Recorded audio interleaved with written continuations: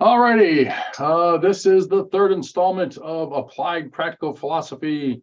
I term Applicology. Because it's the third one, if you want to know kind of more about what's going on, you can watch the first two. I think I'm going to try to get right into it. One of the things I want to talk about first is us attempting to be solution focused instead of problem focused. The solution to what?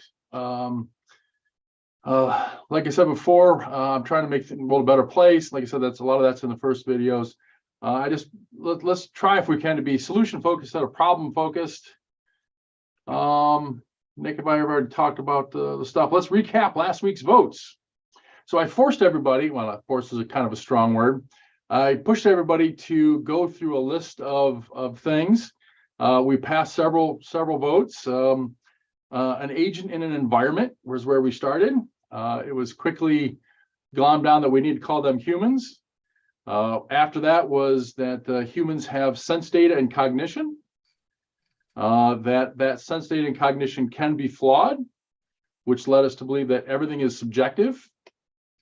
And then we basically ended up, although we talked about a lot of things, our last vote was that there's cause and effect on the laws of nature for humans, that we've got humans on the earth that are subjective experiencers. Laws of nature work and cause and effect works. We were trying to go and solve is a tough term, but we're trying to go and work on some of the tougher problems like porn and some of those kind of problems. To get to there, we wanted to talk about the individual, and then about society, and then we can basically handle some of those higher topics. Tonight, I want to talk about the individual. I think I want to start with I guess this is part of the metaphysics, the origin of humans. In my view, there is three possible choices for the origin of humans, and that is God did it, somebody else did it, or it happened by itself. I happen to have a handy chart that I made some time ago. Let me pull up that chart.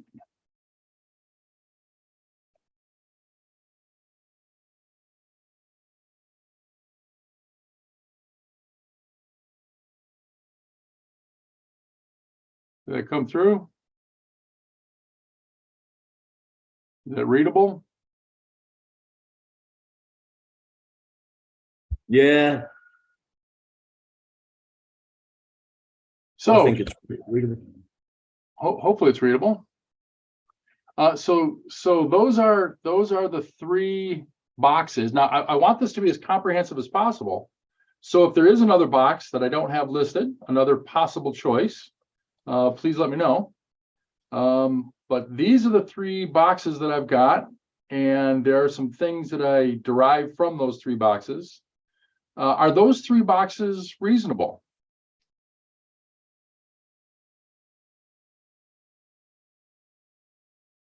Yes.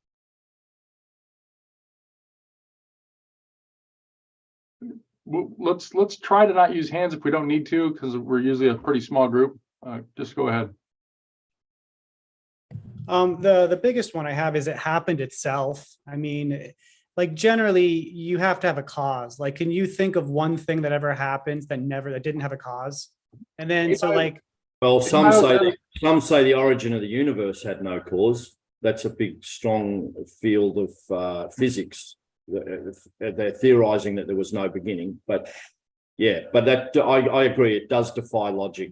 Yeah, it's weird. I mean, look, an example you even have real quick, like abiogenesis and evolution. It's like that doesn't really answer the question, because like from what I understand, and I'm not a biologist, they're studying like what is abiogenesis and how does it happen. So like nobody's pretending that it just like spontaneously is, so to speak.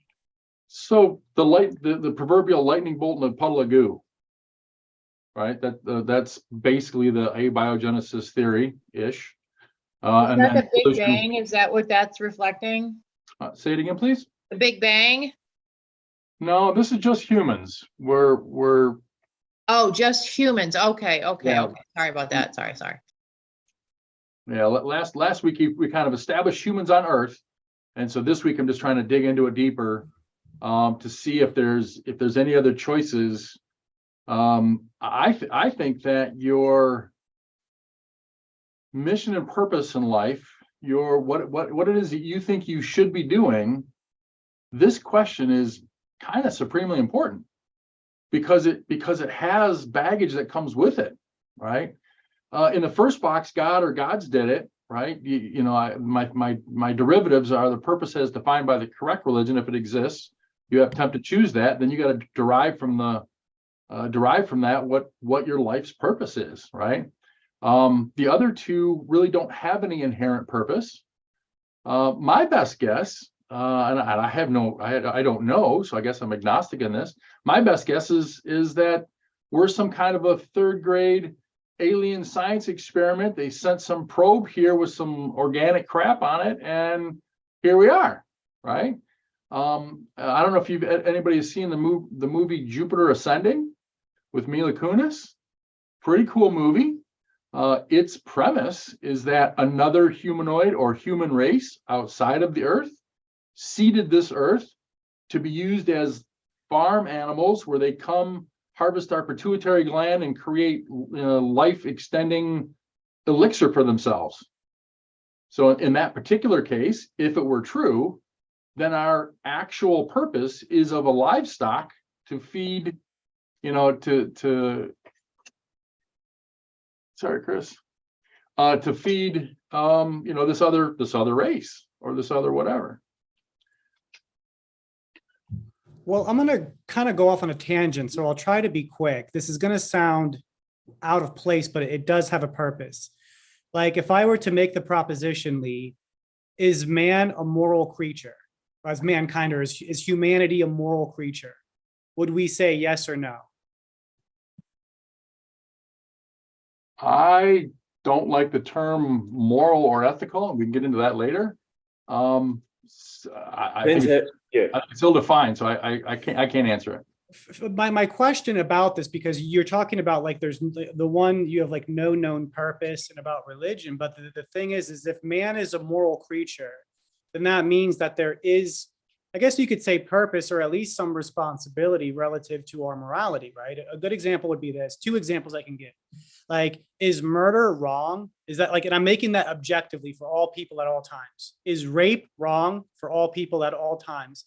And when I say that, I'm not talking about socially or culturally, but is there inherent violence, or is the inherent act of murder immoral? So the morality of the act itself, so that act has and contains, let's say, moral content, murder and or rape.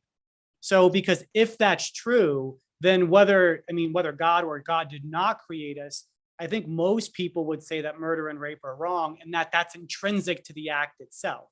Over. You had your hand up, Will? Well, but I don't know, I'm not sure what you're getting at, Nick, what the context of that is, but I was just going to say you need to define morality. What does morality mean? If you mean a sense of right and wrong, just about, unless you're a psychopath, and even they often do have a sense of right and wrong. So don't forget, when I put up stuff like this or a proposition or whatever, I'm trying to not include baggage with it, right? So this particular chart really is only talking about the Venn diagram of possible origins of humans that lead to a mission or a purpose, and I am asserting that that if it is the God column, that you have to figure that out through the teachings, and if it's the other, then there's no inherent purpose to humans. I'm really not talking about ethics or morality, or I'm trying not to go downstream too far. So I'd say morality is evolved. There's a sense of right and wrong that is innate to human beings. It didn't get laid out by a text that was written, 5,000 years ago, whenever the Old Testament rolled up. The human beings have been around for 150,000 years prior to that. They still knew right from wrong. at an innate level. And that was, according to the biologist Edward O. Wilson, who won the Nobel Prize in biology. He studied insects, and altruism and these things are heritable. And a human being 150,000 years ago, before somebody was at a pulpit saying, this is wrong, God says don't do it, they knew you don't kill your children or your family or your friends. It was wrong. All these behaviors are based in evolution. Again, we're talking about ethics and morality, and I really want to try to get on. Blame Nick. It's Nick's fault. Fair enough. The reason I brought it up, Lee, that's true. The reason I brought it up was when you, the way I see it is when you say no known purpose or no inherent purpose, to me, that is a value statement, right? So you're making a value statement, even if you're not trying to make a value statement, right? So like if there's no known purpose or whatever, I see that as a value, as a claim on value. And so I was using value. What value am I claiming? What value am I claiming? Well, you're claiming no value, or at least no known value. No known or no inherent, correct. But that's still a value. I mean, the negation of a value is still a value statement. Okay. Chris? Yeah, I'm jumping in here because I missed the first 10 minutes, but I will say that if I read this chart that Lee laid out, so I'm just thinking this, if you argue this based on just like a mind from logic and math, right? This just covers all the possibilities, right? So without actually making a value judgment on anything, right? So so I'm actually trying to think, is there anything the Lee's chart is missing, right? So you have God, right? You have something else, or you have by happenstance. So I think the right way, for my biased view, is really try to figure out, does Lee's chart miss anything?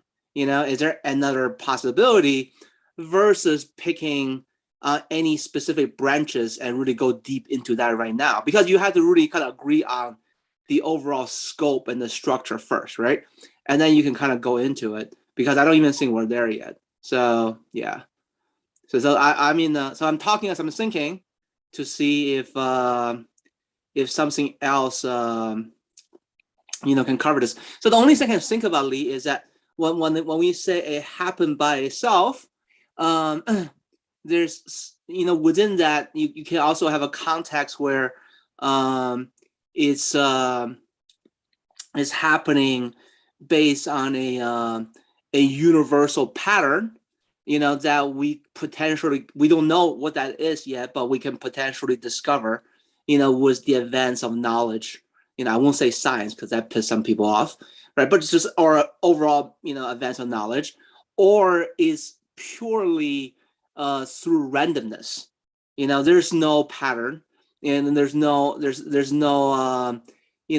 how and why. Everything just happened by happenstance. So I actually think you can divide the category "a happen itself" into those two sub branches. Maybe, how about if I rename these branches as divine, others' intention, and natural? Would that get the job done? Because what we're talking about is those are natural causes. What the natural causes when you are, say, we don't know. When you say natural, do you classify that as just purely random? Because that's kind of how I hear it, right? You could try, or the base of everything happens through randomness, right? Where like if someone else did it, you can say that even though you didn't say specifically divine as defined by any specific books, right? Whether it's the Quran or the Bible or the Gita, something else did it. There's a pattern, like within religion, but there's a pattern to it where when you say it happened naturally, there's no pattern. So the first two would be intentional, or with intent, and the last being without intent. I'm calling that natural. Whether it's random or not, I think is another step, and I don't know. Maybe there's a molecule that creates life that we don't know about. Maybe there's midichlorians. I don't know. I mean, Well, you have if you have intention, by definition, logic wise, it cannot be random. right. I'm not saying random. So I'm just saying intentional or natural or unintentioned.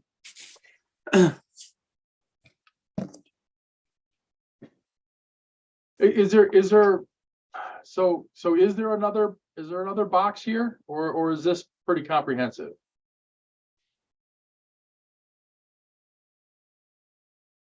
Well, all right, let somebody else participate. I will just kind of try to think in my head for a second. Yeah, it's hard to, I mean, other than a random occurrence of, like Richard Dawkins' sort of explanation for the emergence of life was millions and millions, billions of years of molecules smashing together in a primordial soup. And then through that absolute incomprehensible random amount of interactions of molecules, atoms, then life arose and the DNA molecule arose, which to me is miraculous. Like, I don't need a God. There's a miracle there in the DNA molecule, and all life arose from that. So that is evolution, happened by itself, random occurrence. And other than that, it's hard to think of anything other than God or ET. I can't think of anything else other than God or ET. I think that everybody would agree that we don't know. And likely we're not gonna know. We can have a strong belief for one of these three things, right? I have a mediocre belief that it was, a third grade science experiment, or you know what, maybe the panspermia one, where some meteor, rock, comet hit a life planetoid that had some life on it, picked up some, and crashed on the Earth and deposited some, right? That would be still unintentional. Yeah. I don't know what box that would fit in, whether it be somebody else did it happen itself, but Well, it'd definitely be three. it arises from natural processes outside of our solar system. I mean, Yeah, it's still part of that random emergence, yeah, but just Right. happened to end up here so from the planet with the same process. so panspermia is really kind of a natural thing, isn't it? So this is actually, this goes back to an old, this goes back to an old, statistical parody, like people take in statistical 101, which is basically the old claim that if you give like a million monkeys, every one of them get a typewriter, you will get Twelfth Night or Hamlet, right? Right. If you give them a million years to type it. So I'm not saying that's right or wrong. I'm just saying that within your definition of happen naturally, I think you had this distinction. It's like, do you believe, like this million monkeys over a million years can, just because they're all like typing randomly, can somehow, produces Hamlet, randomly or not, then it means that even though you don't have divine or specific intention can driven to, there's still some pattern. So I think that just need to be defined out in the natural box.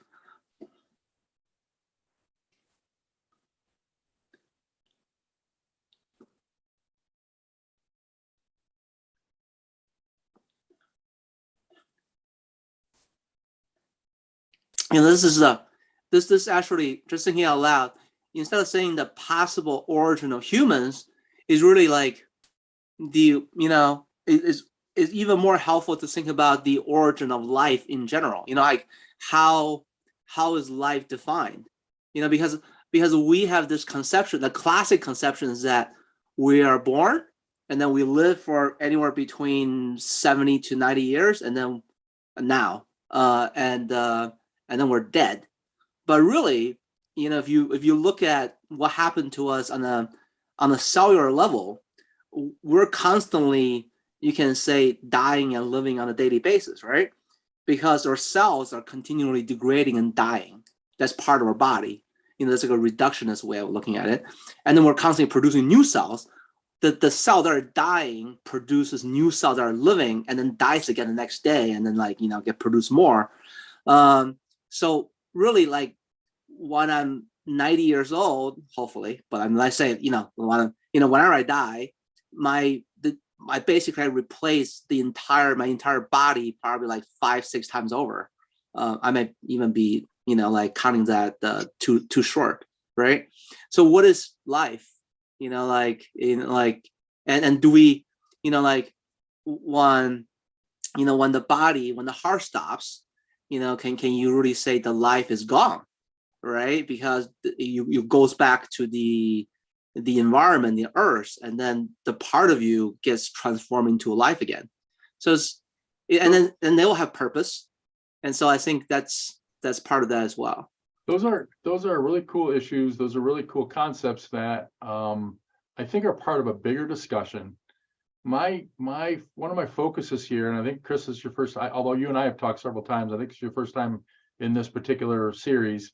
I'm trying to make this about the applied practical philosophy, and the applied part really comes to us as humans. Okay. So if these 3 boxes are good enough for now, can we agree that the human's belief, regardless of accuracy, the human belief of which one of those things is likely the answer is important to that human living their most authentic life, to living life on purpose. If somebody doesn't spend the time to think about this, and they just accept the worldview that they were installed with between the age of 5 and 15, they just run out in life, and that's nothing wrong with that. But if you think that God did it, right, then what you should or ought be doing on this earth is going to be drastically different than if you think that, somebody else did it or it happened by itself. Would you agree with that assertion?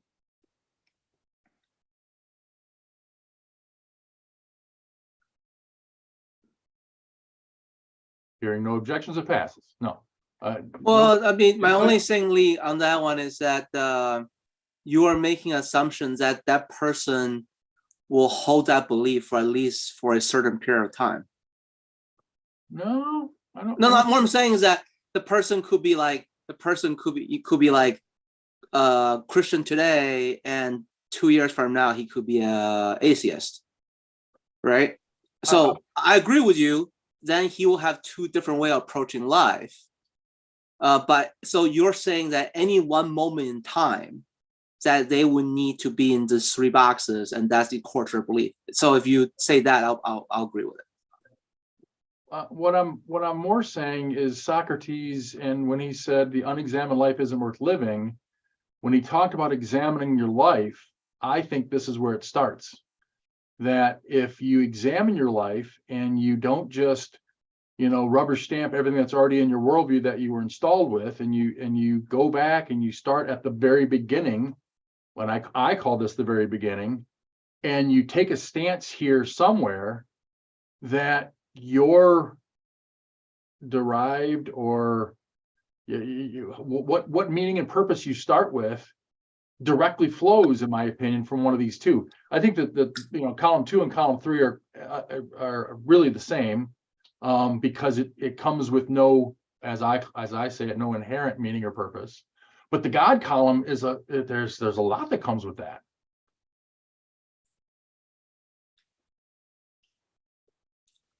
Well, I think of my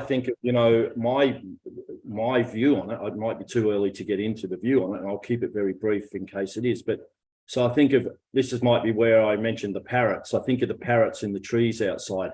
What's their purpose? Now, there are about 8 million species on Earth, of which human beings are one. We are in a zoological classification of primates. 8. We're actually in the ape family. We're one of 5 subspecies of ape, and we have a tailbone to prove it. So what is our purpose that's different to the parrot in the tree? That's the way I look at it. So we are part of nature, and our purpose lies in nature, and our accordance to natural laws, or sustenance, shelter, any meaning. You know, I'd argue there is no particular meaning other than reproduction, as per every other single species on the planet. So if a parrot has no real inherent purpose, why does a human have a purpose but not a parrot, for instance? That's the way I look at it anyway.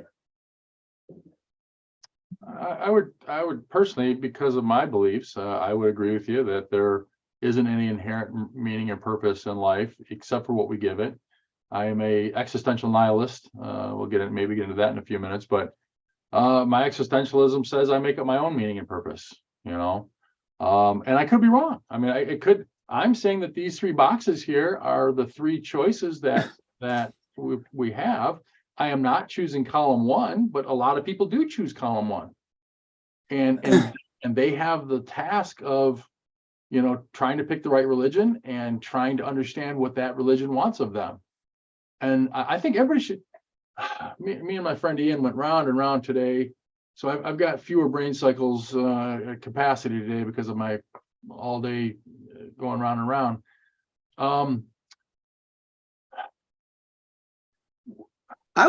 Lee, I personally was saying there's a pretty big, so let's set column one aside for a second because I haven't heard any objections, but I actually see a very, very strong distinction between column 2 and column 3, because column 2 just saying that I don't know what the purpose is. So this is like the position from someone like Albert Camus, right? And it may never be possible for me to actually find the purpose, but I will keep rolling the ball up hills because I find, you know, purpose of life in that and the satisfaction in life in that. And I recognize the value of being human, right? Where I think if you don't believe there's ever any purpose whatsoever, which is really different than, you know, there's potentially purpose, you just don't know how to find it. It's very hard to find, versus you just think there's just no purpose whatsoever, everything's random. Then I think you go into true nihilism, right? And you just go into like depths of despair here, you know, like, and this is where I'll probably agree with like I think it was Nick that said before, where, you know, a lot of the moral and ethics which go out the window, because, you know, if you don't believe there's any purpose whatsoever in life, then everything is on the table, and then you really is not being constrained by anything in terms of societal behaviors. So I do think there's a huge difference between number 2 and number 3. I'd like to know what morality's gone out the window. What you no so well, when you believe in column 2, so this is you, so you had a, so I am a little bit throwing a book at you here. So this is like, someone, so Camus probably writes this the best, and then Derrida also writes this as well, which is saying that we believe there's a purpose, but we may be, by logic, we may never be able to find the purpose. But because we believe there's a purpose, and because we believe because there's a purpose, and as humans, we all share a common life and share certain basic values when we're born. Okay, that we should respect each other, as human beings, because of that. Right, that's a very, very strong foundation, because there's a purpose initially, and therefore all the other, social structures and contract, everything gets built on top of that. Instead of using God, right? You're using this belief that there's purpose in the beginning. Where if you say, well, there's absolutely no purpose in life and everything's random, and we can't really explain anything other than that everything's by happenstance, then you really couldn't justify any social law contract behaviors with any kind of certainty, and you can actually behave pretty freely, so that's really, it's not in particular any particular morality, or any particular ethics, there's just basically there will be absolutely no possibility for any application of morality and ethics if you believe there's absolutely no person whatsoever in life. The But reason you I was still, no, but you still have a sense of right and wrong, irrespective of purpose. No, actually, well, so Look, this is but it kind of just, let hard me, for can me to I just, you've had a explain. good go. Can I just say something? I mean, so, and can I just make a point now while I think about it? I think for fluidity in the group, it'd be good if people keep comments to like 2 or 3 minutes. Because I know from below 2 minutes, people but, people you know, bang so on let's for not do like that. 5 minutes or more. We only you have just 7. switch off. But anyway, I was going to say that most people got no idea what is their purpose. They've never even thought of it. They're too busy with living in their subjective. You're going to interrupt me, eh? No, but that's not what I said, though. So we're debating on the wrong thing. No, but you haven't let me say what I think you've said. So you just keep interrupting, mate. So if you just let me steel man what you're saying that without purpose, we have no morality. Well, I would contend, is that correct? No, it's not correct. It's not correct. So I didn't, this is not about, Will, do you have a purpose of your life? Or Chris, do you have a purpose? No, this is about, is there any purpose in the universe, period? Is there any pattern? Is there any justification? You know, did the sun and earth come in place because of some pattern, or just happened by random? You know, and but you're saying that if you don't have purpose, you said if you don't have purpose, there's no need to have morality. Right. So this is the okay. So you did say that. Did you say that? No. No, you didn't. You just said you did. You're not making much sense, mate. You're arguing against. I understand. You won't say it clearly, and you're just rambling on. So I'm going to switch off for a while because I got no idea what you're saying. You won't let me. Yeah, I can't appreciate that you have no idea what I'm saying. I can appreciate that. Okay, let's go to. You're not making much sense. Let's go to. You won't let me say anything. So I agree what you said, Lee, in the sense that really whenever we take any philosophical position, assuming that we care about rational consistency, it holds us to particular standards, right? So I agree with that. So if God does exist, if that's true, you're right, there's a whole bunch of things that follow naturally from that statement, right? For the record, Chris, I am Catholic, so I am Christian. I do believe in God. The reason I've been quiet, though, is that I don't really agree with the way the graph's laid out, but it would be too much to critique it. But like a simple one would be, for me personally, when you look at the bottom two, where it's like function, act as if there is no inherent purpose in life, therefore we humans create and define our own personal purposes.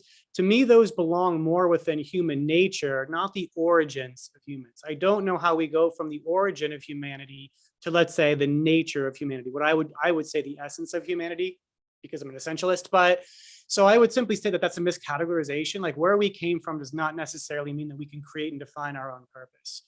But furthermore, I mean, Chris is technically right with respect to nihilism, right? Like, I mean, I looked up the definition because I mean, I knew what nihilism meant, but I wanted to see what it was. I mean, just the Google definition is the rejection of all religious and moral principles. It is the belief that life is meaningless. And so, I mean, the thing, Lee, is that you said that you're an existential nihilist, but then this search for meaning for you seems to be quite important, which is interesting. And then this would go back to the idea that, I mean, if you really are an existential nihilist, you cannot make the claim that murder is inherently evil or rape is inherently evil. You would have to say that I think we should have laws against it, right, for social cohesion, but there's no intrinsic problem with murder or rape because there is no moral, there's no value system to judge right action from wrong action. It doesn't exist. But people have an innate sense of right and wrong, irrespective of whether there's purpose. They could be nihilists, brutalists. They still know right and wrong without a concept of purpose. It's innate. Well, hold on. First off, I agree with you that people do know intrinsically what is right and wrong. I'm talking about nihilism. And first off, yet again, the idea of purpose was not attached to that at all. So you can like forget about the purpose thing. I hadn't really brought a purpose. I commented on purpose being more of human nature, belonging more to kind of human nature.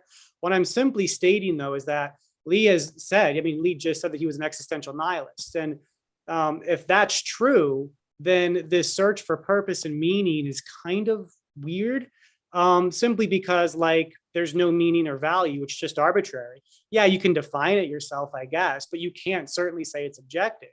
And then the idea that the whole purpose of this is to have some like metaphysical grounding. But like, if it's unknowable, who cares about grounding it? And if there's no value there, who cares about grounding valuelessness? Right. So it's a weird thing for me personally. And then the reason I brought that up is because your nihilism makes demands, if you really are nihilist, right? Your nihilism would make demands upon you the same as if my Christianity does, rationally, for rational consistency. Over. Tom, you're trying to get in there?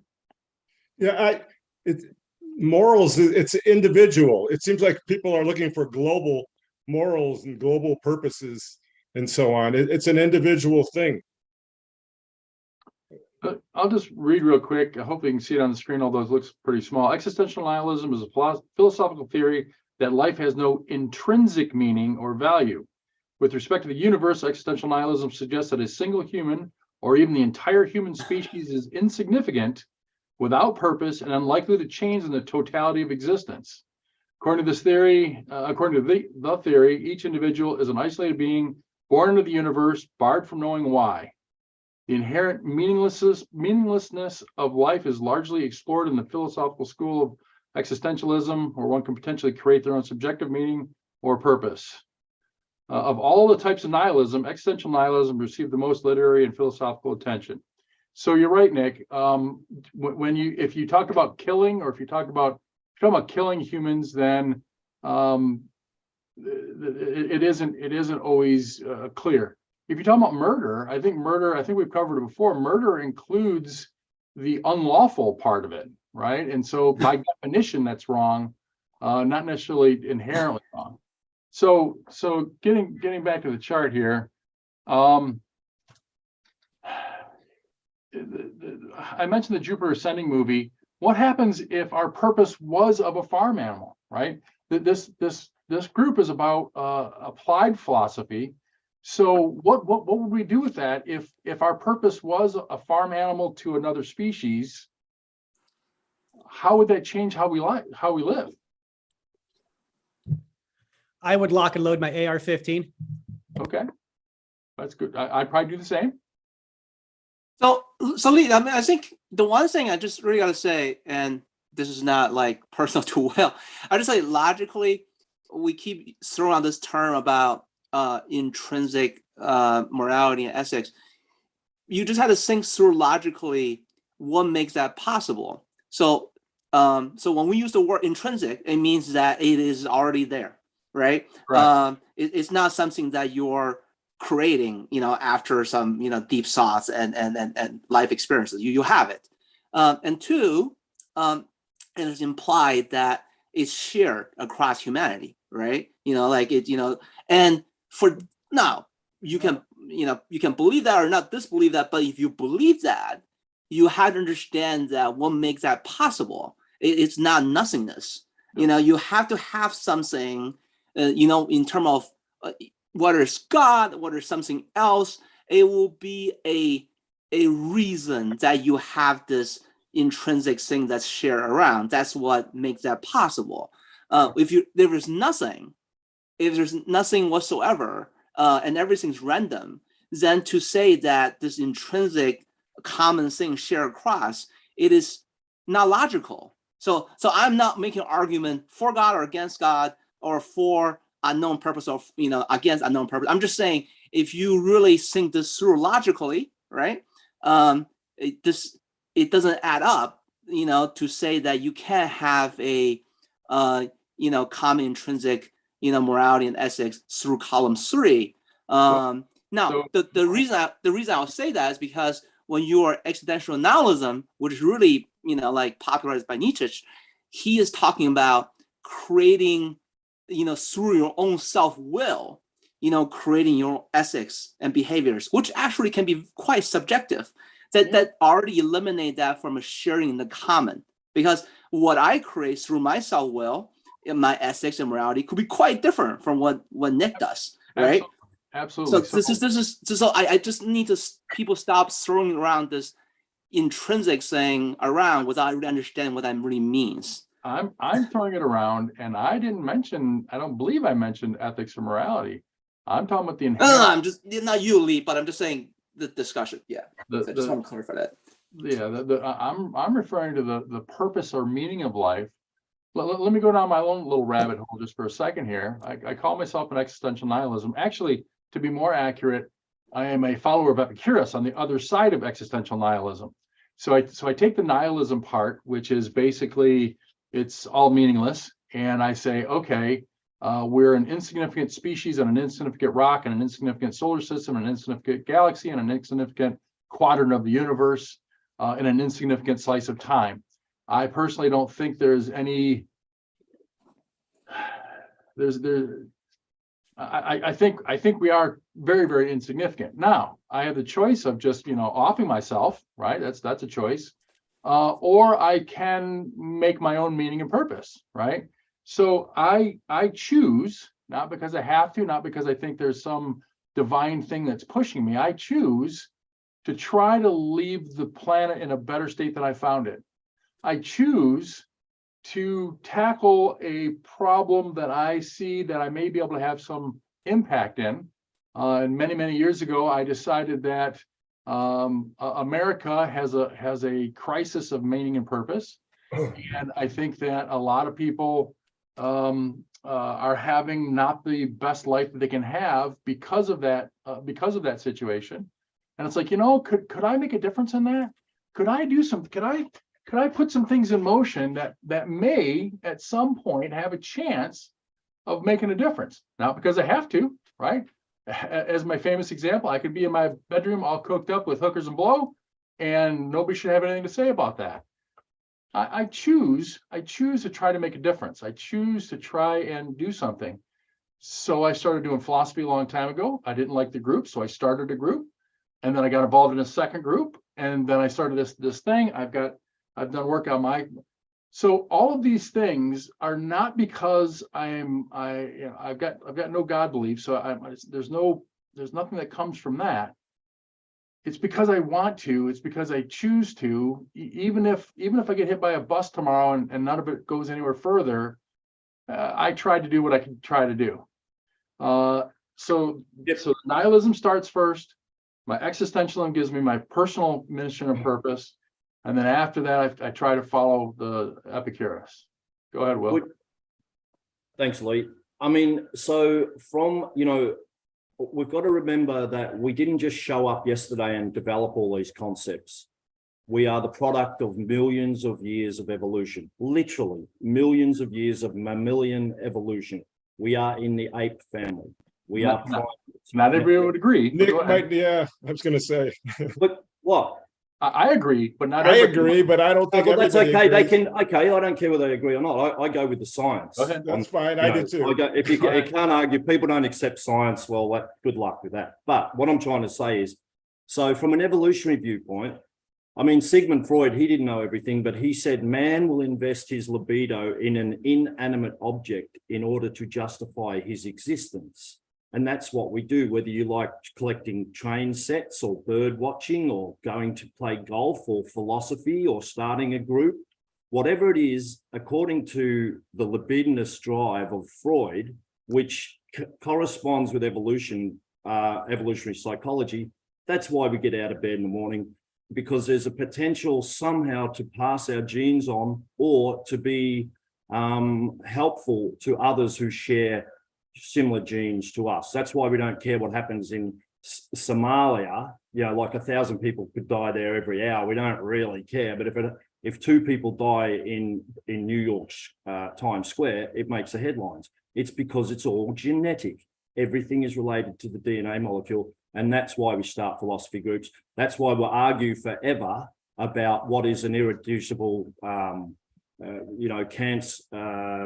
irreducible constant or whatever it is, whether it doesn't really matter. It's because we're libidinous and we want to win and we want to pass our genes into the next generation. Everything is explainable via evolution, and it's been going on for millions and millions of years. There's no more than that. But it doesn't mean that you don't know right from wrong, because right from wrong is inherently, it's part of evolution.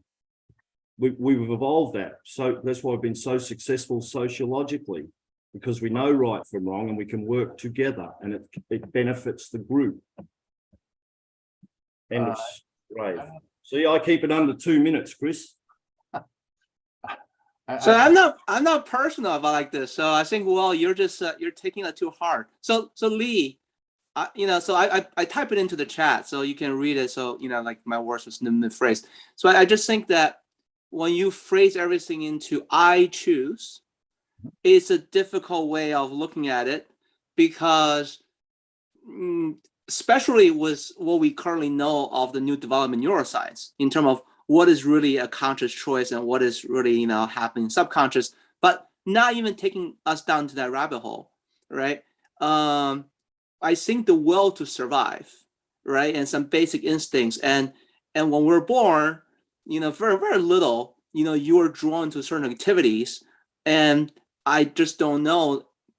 I can take all the credits, that say my love to read and perform experiments when I was very young. I can't really say, oh, that's me, Chris. Like when I was 4 or 5, I choose to do this. I think you just have, these are your natural inclinations, right? These are, maybe I thank my parents, maybe I thank my environment, something collectively that made me do that.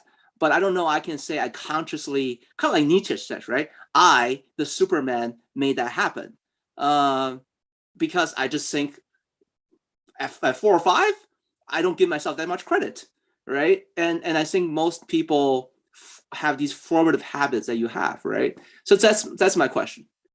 I'm going to put up one more slide, and then I think we're going to try to move on to some human nature stuff, I think. What do you think about this one? Let me just say, I think you're getting into free will, is what it sounds like.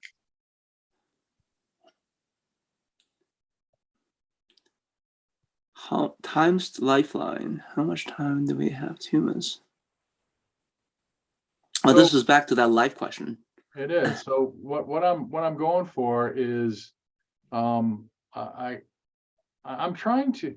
I realize that people like us that come to a philosophy meetup or a self-help or intellectual discussion meetup, we are at the higher end of the self-help enlightenment path. I don't want to try to put too much of a box around that, but compared to the people who are at home drinking beer, watching football, we're tackling things a little bit different. We believe it's valuable for us to spend our time in these meetings that can be boring, that can be contentious, and not everybody is at this kind of a level. So what I'd like to do is I'd like to try and make sure that we don't forget about those at the one end of the path. I'm trying to just get the applied philosophy stuff. I think this particular chart is important for people's belief system. Like the first one, it's like my wife and my in-laws, they have they're very Catholic, very Christian, whatever, and their life is a lot different than what I think life should be like. So I think that how you believe this particular proposition, what you believe about this particular proposition, is instrumental in how you choose to live your life. And I wonder if you guys agree or not. Well, I guess 90, that's pretty optimistic. So it's like 90 average, but let's just say whatever average you believe in, you have enough evidence, right, Lee, that the life that you have right now with this body, with this thought process and this behavior, that particular combination is going to end in this, if you want to call it 90 years, it's fine, right? That's not going to last eternity, because we know at least by 90 years, a nice chunk of that combination is going to become something else. Do we agree on that? I would agree on that, sure. So then you wouldn't, then if people, then it really come back to how we define ourselves as humans. If you define ourselves humans, not just like the spirit and the souls, but with this nice body attached to it and everything, all the benefit come with it, then you will say that particular form of human, that's going to end in 90 years. There's no way that goes beyond that, unless you have a technology that extends it, right? But I mean, we'll stipulate to that. Go ahead. no, I don't want to. Yeah. So you ask my opinion. So that's kind of how I make that delineation on this chart. I think he's asking whether it's going to change what you do while you're alive if you believe in an afterlife. Is that right or not? Yeah. So, well, yeah, yeah. If you believe when you die, you die. You're saying, are you going to act differently than someone who thinks they're going to have a second life after? Don't forget our context, right? We were talking about porn for the last two meetings, and we decided that the porn question was really a individual rights versus society rights or responsibilities, kind of there's two parts that have to be kind of solved before we can really tackle guns or abortion, or there's a lot of things that this individual versus society part. So I'm tackling the individual one, and what we're gonna think about eventually, whether there should be porn or not, or whether it should be illegal or not, how should society handle it or not. Isn't that going to come back to these kind of questions, right? If somebody believes that, somebody that's in the porn industry is going to go to hell, well, an eternity in hell is worth what, right? Isn't it worth everything you can possibly do to avoid that? So a big chunk of our population, the majority in America, believes in angels and an afterlife, as far as I know. So I don't want to, just because I believe one way, I believe there isn't an afterlife. I believe that once we're gone, we're gone. I don't want to try to write off that big chunk, including Nick and anybody else who's religious. I think we have to almost break this into two pieces, the secular piece and the, theistic piece. Yeah, and then too, it really depends on your perspective, your very unique perspective. Not you in particularly. I'm just saying.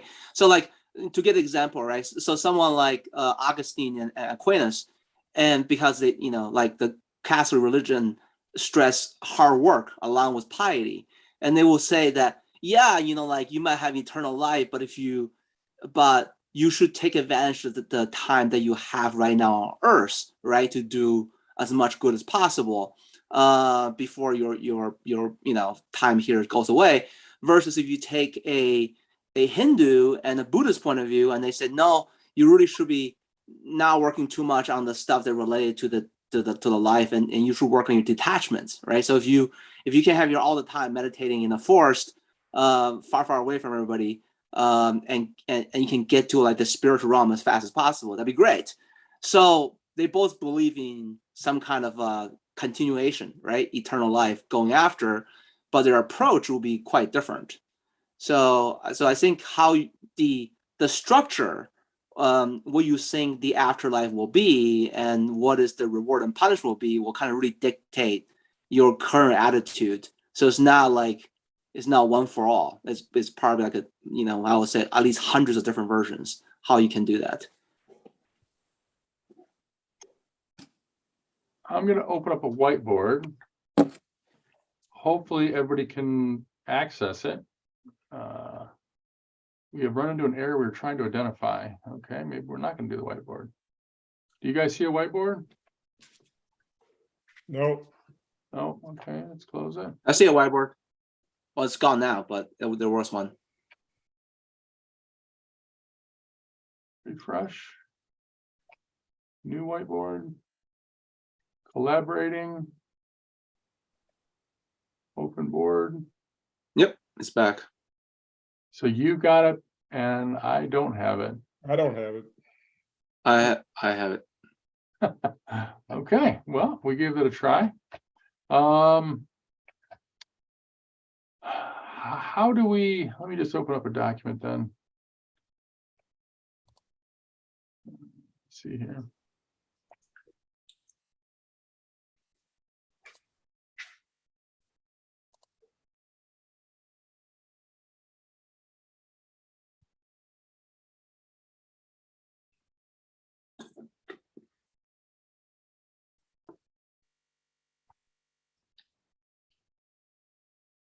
How's that? You guys see that? Yes. Just the blank document. So, all right. So we talked about the three containers that are the possible origins of humans. We pretty much agreed that that three compartments are pretty comprehensive. We don't know which one is true, but that's a pretty close approximation. I think that we are mostly in agreement that there's two basic paths, the theist path and the non-theist, or the Chris, I know you don't make it like this, but the non-inherent meaning path or whatever. But last week we established humans on the earth with natural laws. What can we say about the oughts of humans? What is the most foundational?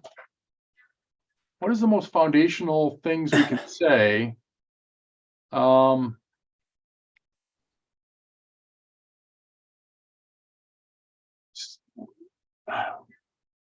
Just by the fact that we are human, and I would say that we're also organic life, and organic life has the inherent thing of survive and thrive, right? I mean, so I think we inherit that.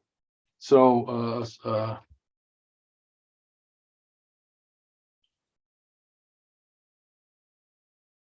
Yeah, the right to survive. I Right. think that's very key. I think that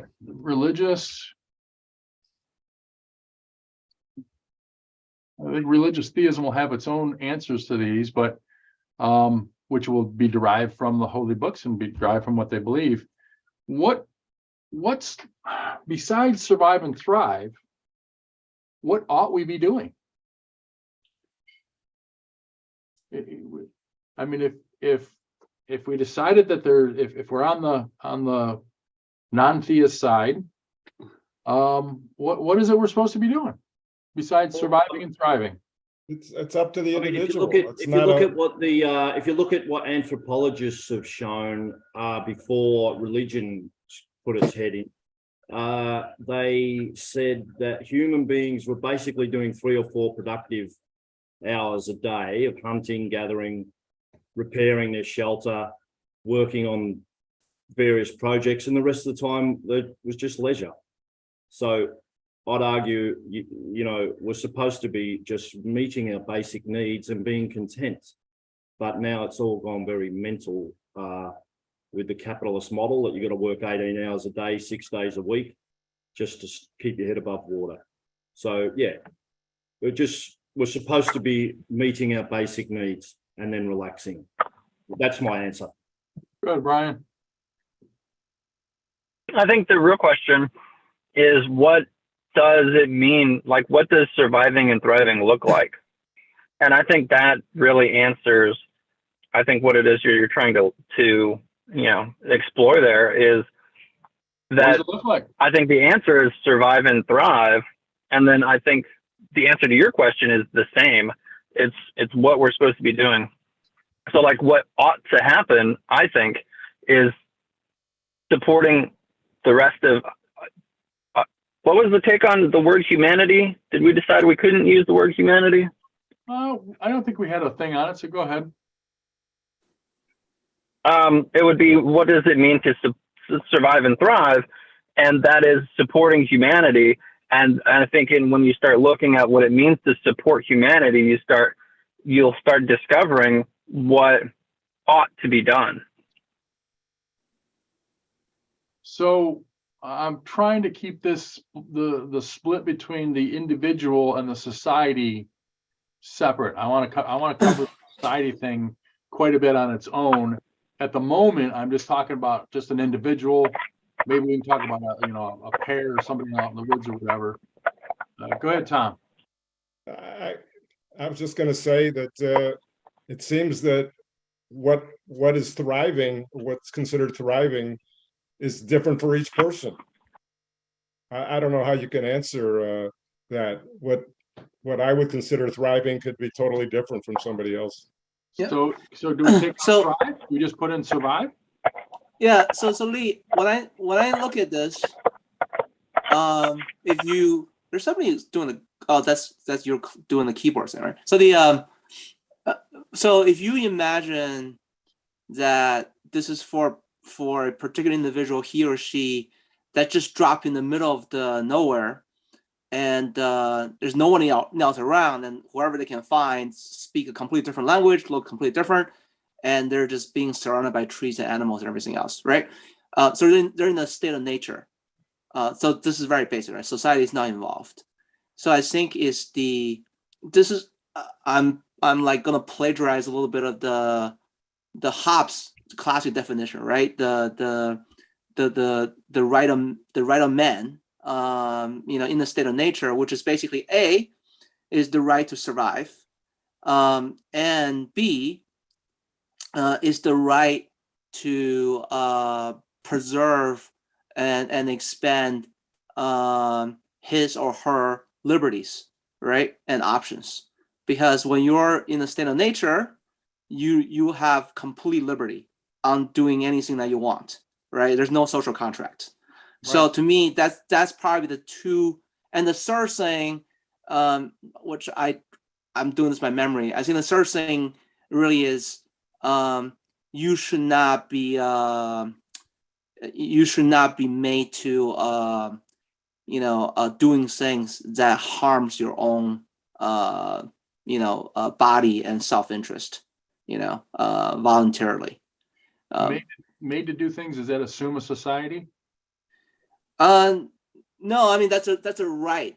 So like the right is, it's like with anything. So maybe like that could be another person, that could be it's just not something that when we say ought, right? Like if you're behaving like a regular human being, that's not having severe mental and psychological challenges.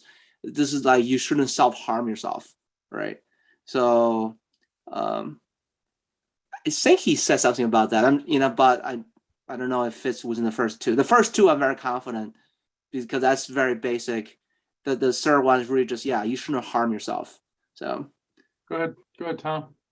Yeah, I just want to request that we raise hands. I'm finding it very hard to get in more than a sentence before somebody jumps in. Agreed. We'll go back to hand raising. Nick, do you want to help us on the religious side of things? I'll go. Like, I actually have a fair amount to say. So can I take a little bit more time, or do you just want me to breeze through it? As long as I can keep up typing and try to, and if you've got a lot of points to make, I want to try to record them. So, well, some of them are in the past as well. So I'll simply state back really quick, there's been a lot of talk about just like this blind evolution, this randomness, et cetera, et cetera. I was actually reading an essay. It's Powers and Structures in Mind. It's on real essentialism. It's in a book, but in the book, he actually talks about structure and power. So that's it. But he quotes a biology level textbook. And I'll read the quote. So there's two quotes to read, and they're each fairly lengthy. Life is highly organized into a hierarchy of structural levels, with each level building on the levels below it. Biological order exists at all levels. Atoms are ordered into complex biological molecules. Many of the molecules of life are arranged into minute structures called organelles, which are in turn the components of cells. Cells are in turn subunits of organisms. The organism we recognize as an animal or plant is not a random collection of individual cells, but a multicellular cooperative, with each step upward in the hierarchy of biological order. Novel properties emerge that were not present at the simpler levels of organization. A molecule, such as a protein, has attributes not exhibited by any of its component atoms, and a cell is certainly much more than a bag of molecules. If the intricate organization of the human brain is disrupted by head injury, the organ will cease to function properly. And an organism is a living whole greater than the sum of its parts. We cannot fully explain a higher level of order by breaking it down into its parts. Campbell, 1996. It's a biology textbook. Another one, I'll skip to the bottom. This isn't relating to what? This is relating, I'll get to that in a second. Let me just finish this one. I'll get to the bottom of this quote. I'll just skip the beginning part. Organisms have many characteristics that are without parallel in the world of inanimate objects. The explanatory equipment of the physical sciences is insufficient to explain complex living systems. So my point here is that evolution and the complexity of just living organisms is much more complicated than people are making it out to be, number one. The idea that evolution is just this blind process that has no guidance is still in question, number one. I don't know if, Will, you can hear me particularly. There's two things. I don't really want to talk about evolution at the moment. I don't know why we're going, what's the purpose of going down the evolutionary path at this moment? Just because it was mentioned once, or is it Well, mentioned? it's been mentioned several times. And so you're trying to refute evolution itself? I'm not trying to refute evolution because I don't have a problem with evolution theory itself. I'm just simply stating, like, well, let me finish this point, right? And this will be like, so one thing, Will, to you particularly, and this isn't a critique, I don't like, Will tends to talk up evolution as if it's the answer to everything, which I would say Will kind of has this evolution of the gaps argument. When we can't explain it, it was evolution. And then there's this religious bashing. And I want to be clear, Will, it doesn't bother me. I don't mind it at all. It's not a personal attack. I'm actually challenging more on an intellectual level. Like, you could do better than just basically defaulting to unknown things as a process of evolution. And then religion is just this system of control. Like, you can do better than that. If you can't, that's just bad. So I'm challenging you intellectually. You can continue to religious bash. It doesn't bother me one particular way or another. So there's that. As far as you had mentioned me developing the Christian part, the thing is, Lee, I don't have to. I just like insert the catechism of the Catholic Church. It's already been developed, and I have no desire to reinvent the wheel.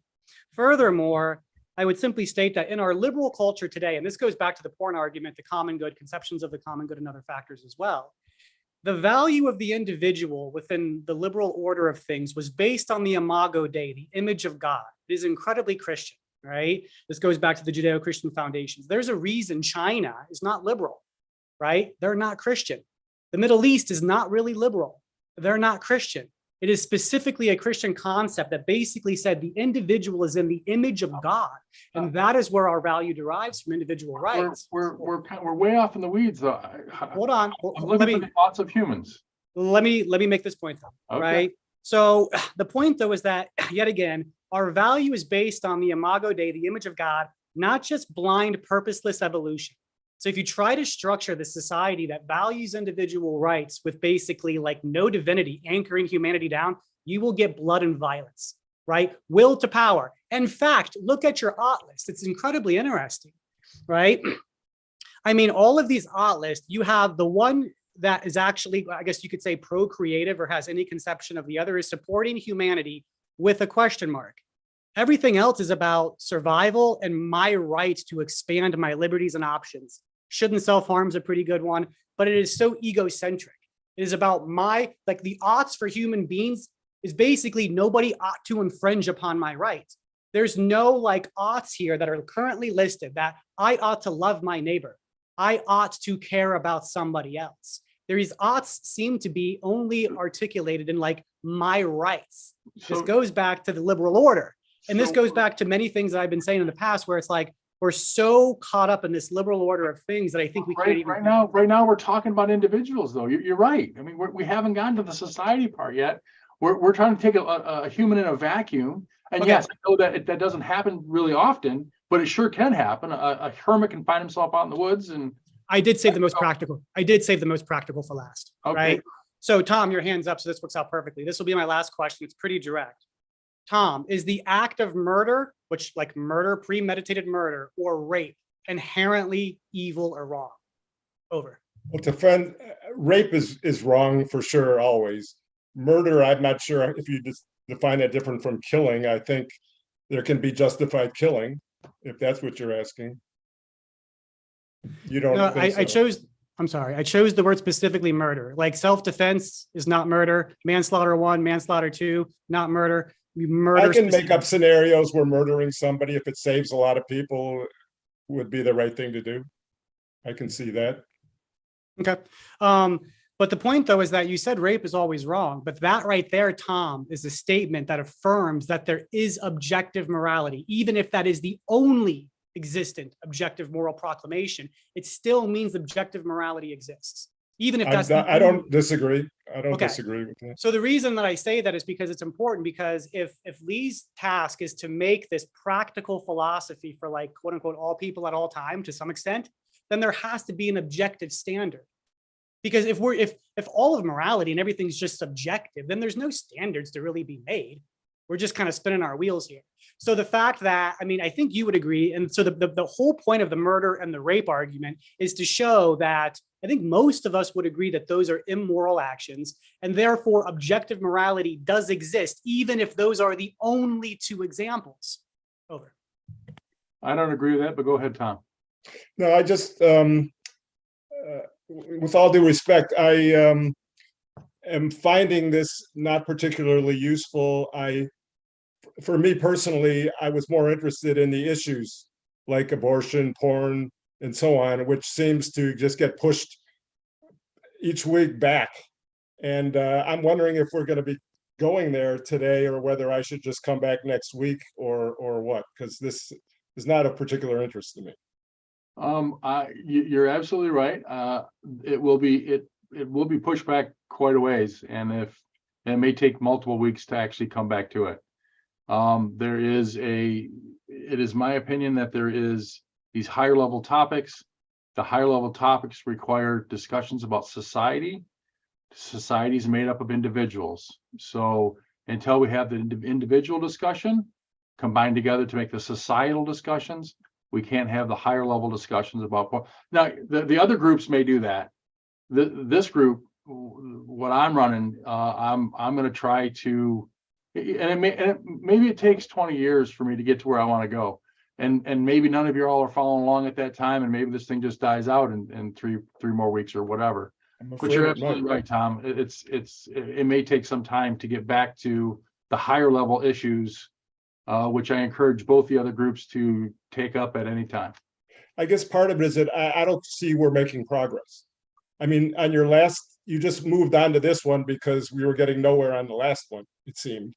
I could have made comments about, theism.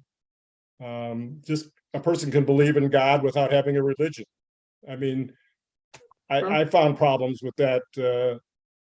And I'm not sure if obviously we have non-religious and religious people here, right, who are never going to agree on that issue. I don't know. I don't see that all of this is getting us closer to being able to discuss these other issues.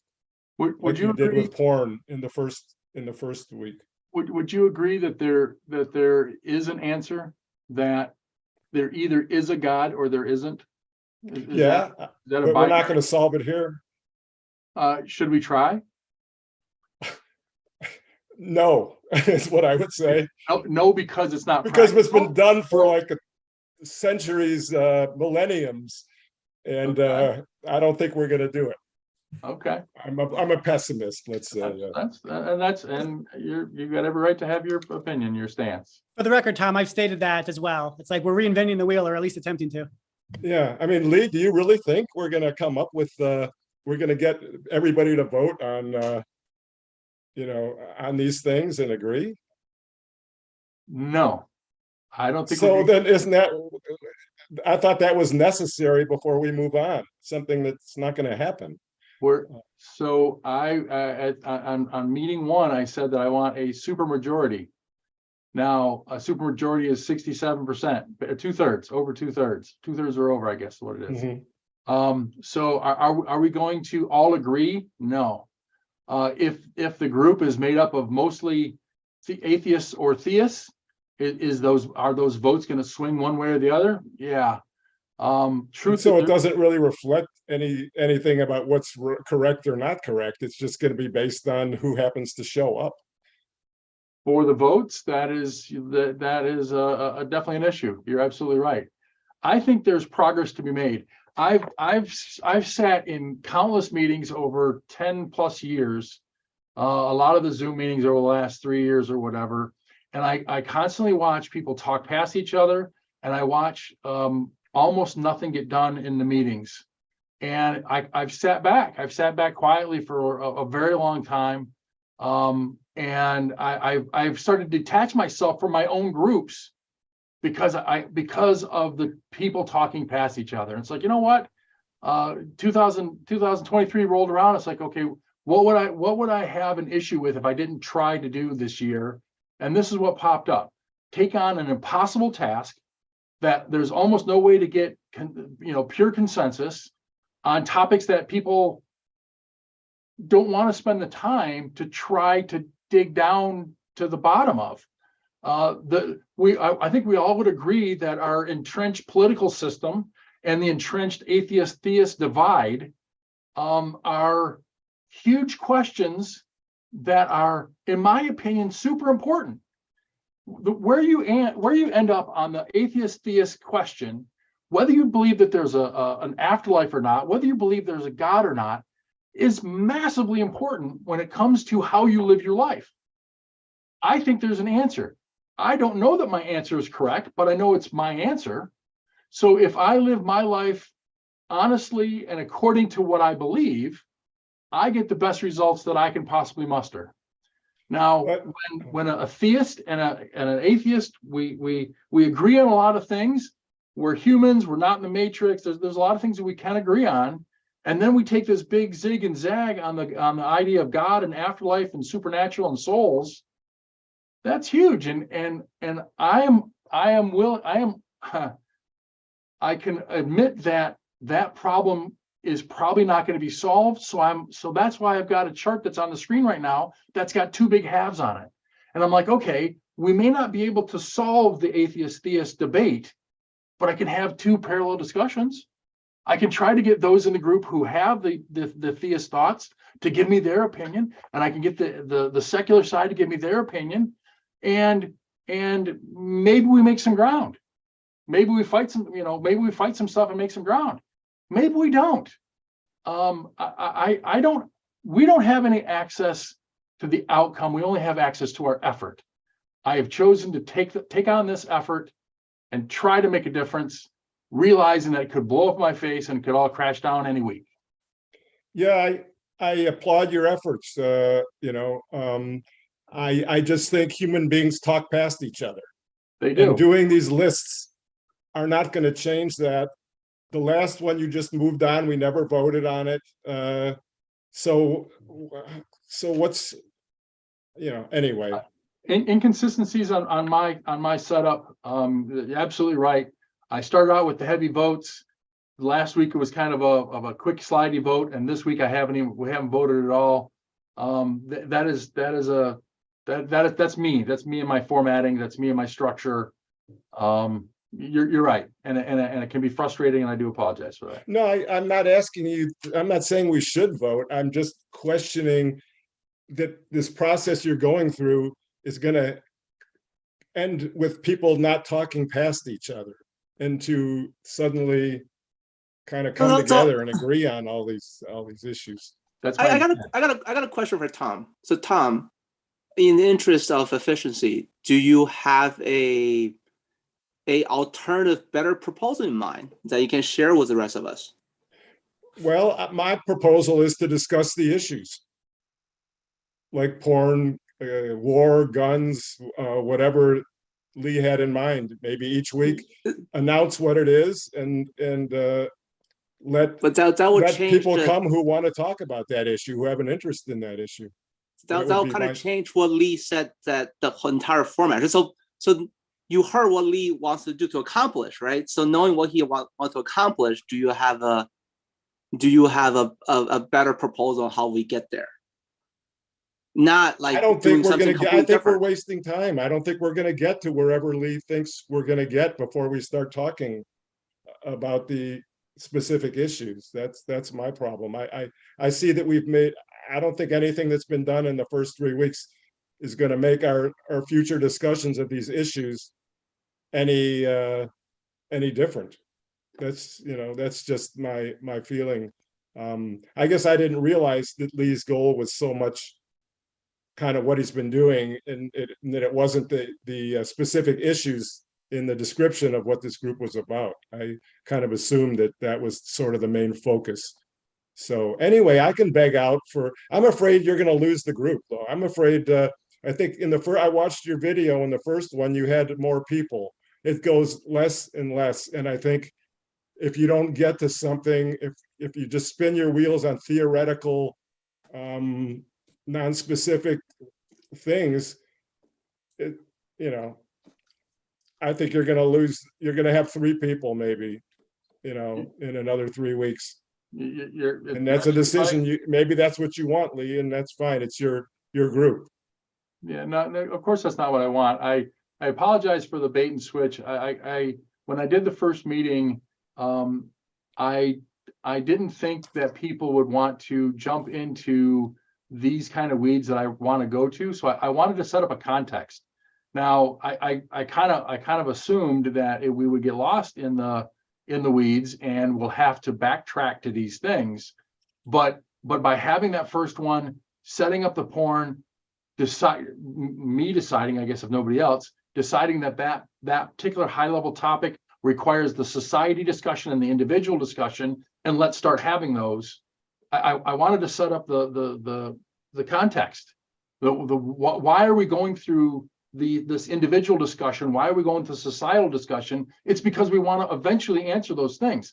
Now, how long it's going to take to get there, based on the granular, small nature of what I'm trying to do, I don't know. Could I lose everybody in 3 weeks? That's a possibility. If there's plenty of philosophy discussions out there that have content, that have these discussions at the high level in a night. We got 2 of them, Tom. They got the Monday night group and the Ian's Thursday, occasional Thursday group. So you're absolutely right. I get it. Go ahead, Nick. Let me just say good night to everybody. I'll probably check back in sometime in the future. Thanks for your participation. Thanks for letting me speak, and good luck with the group, Lee. I hope it works out.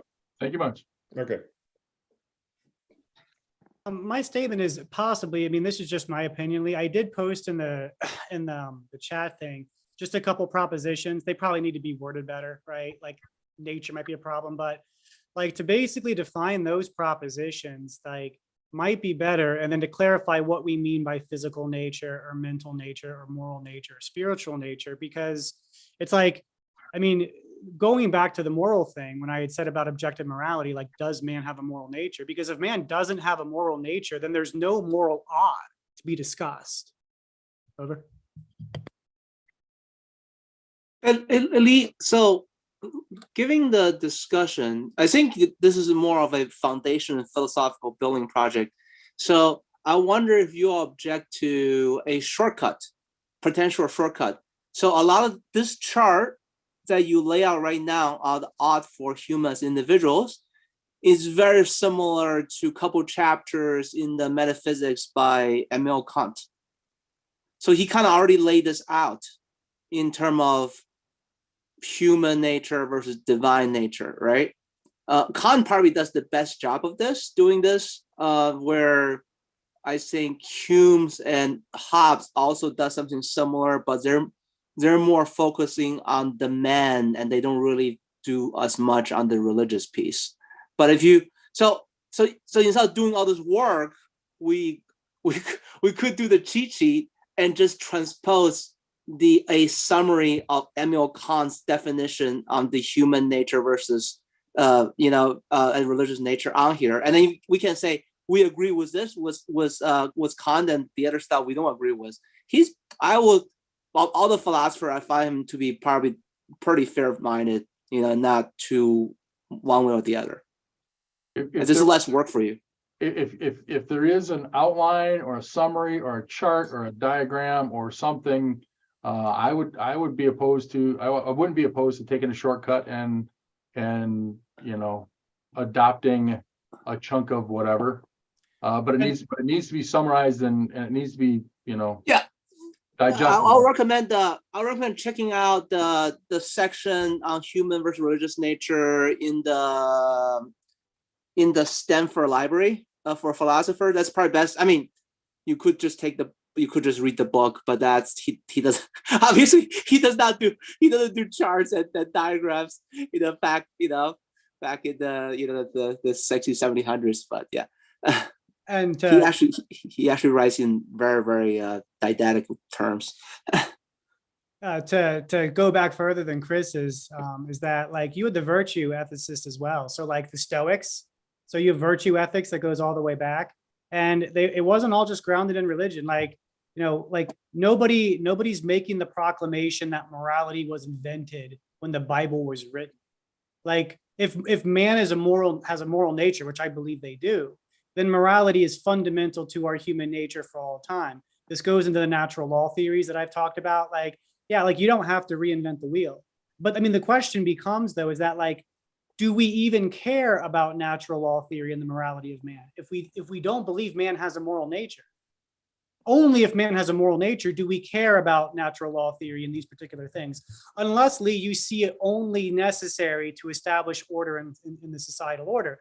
But I mean, as a nihilist, I think it would be hard for you to say that it has intrinsic value, that it's inherent within our nature. Don't forget, I'm an existential nihilist. I don't like using the nihilist term by itself. I'm an existential nihilist. Go ahead, Brian. I think we were onto something. I think starting with, the one person out in the wilderness by themselves, desert island, the needs for survival in that situation, I think that would have been a good place to start as far as what humans need or what they ought to do. Starting on, the most granular level, which is a single person. I think we were onto something there. Let's have Nick. I'm going to probably object to 3 and 4, but let's have Nick talk about number 1 and 2 there, Nick. Man has a physical nature. What does that mean? What are you asserting? Well, obviously we have a physical body. So I basically mean we have a physical body, right? And of course, the physical body is constrained by physical laws, I guess you could say. That's the best simple way to put it.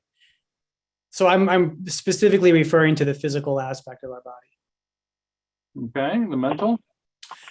You could probably put that rational, but I would include mental to include our rational faculty. And then even cognition.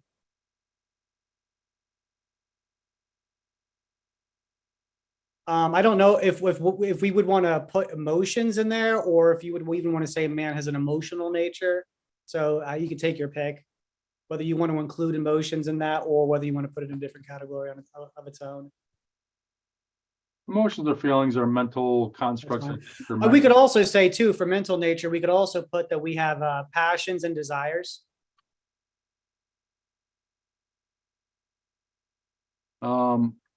I think I'm gonna lump that into values.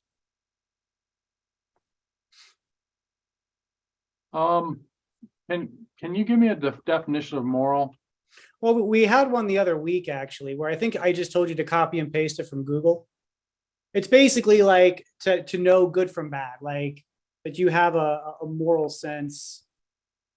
I mean, concerned with the principles of right and wrong behavior and the goodness or badness of human character. Okay. That's good enough. Like, but it's very subjective to one's culture, though, isn't it? Obviously. I would generally disagree with that. I would go with like C.S. Lewis did a really good job articulating this, that there are differences. You're correct. And so there are differences, but I think what they have in common is much greater, right? Like, I mean, I think I've read plenty of quotes from like the Proverbs just across the world. And like, you don't really see a proverb saying something like the wise man is lazy. He who steals from his neighbor is brilliant, or like good-hearted. Like, you just don't see those quotes, right? And so when you really look at the Proverbs of all times, really, you see this idea that discipline is praised and seen as fundamental to human nature. Yeah, that's interesting. So you're saying that there's like a core set of moral values that are universal, irrespective of the extreme differences, say in Islamic morality versus Catholic morality, where there are very, very strident differences in the two. I would say the differences aren't as much per se. I think more the application. Like, I mean, Islam is more punitive in certain countries for sure, right? But a lot of the moral code is extremely different. So, but don't you agree that it's an extremely different set of moral values, say in something like Islam, compared to a more secular society?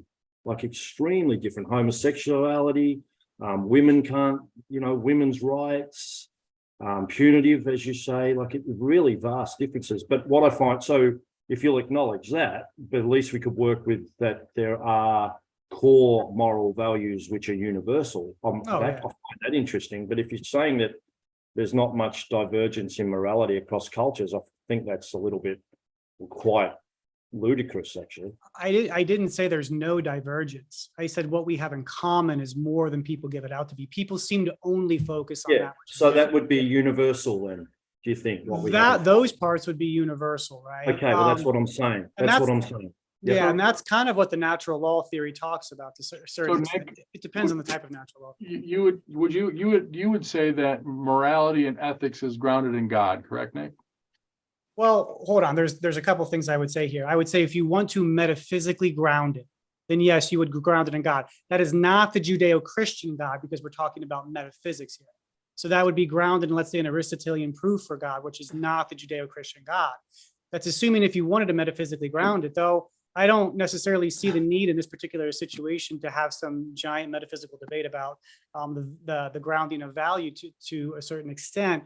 I think it would be fairly well to just show, like, an example, though, Lee, that I had just said that it seemed to confuse me is that, like, I was going to use the Riemann hypothesis. I don't know if anybody knows number theory or mathematics. Like, if I make a mathematical statement, like the Riemann hypothesis, it's a thing about prime numbers, right? And if you could prove that the Riemann zeta function had one non-trivial solution where the real part wasn't 1/2, the entire argument would be false, right? So one example of a false or of a solution that doesn't lie on the critical line invalidates the entire proposition. Sure. One example, one way or the other. So when I said if rape is always wrong, which what's his face, Tom has actually had conceded that rape is always wrong. That is one example of what Tom had said was an objective moral truth. Now that's Tom, right? But my point, though, is that one example of an objective moral truth, so to speak, validates the existence of objective moral truth, at least for Tom. Yeah. Now that could be the only statement in that set. That objective moral truth could only have one statement, and the only objective moral truth is that rape is wrong, but it still means that objective morality would exist nonetheless. I don't agree. Go ahead, Chris. Yeah, I think I do it from like a more of a reductionist point of view, right? So if you imagine we have 8 billion people and their behaviors and what they feel about goes on a perfectly distributed bell curve, right? And that's probably the best way to think about it.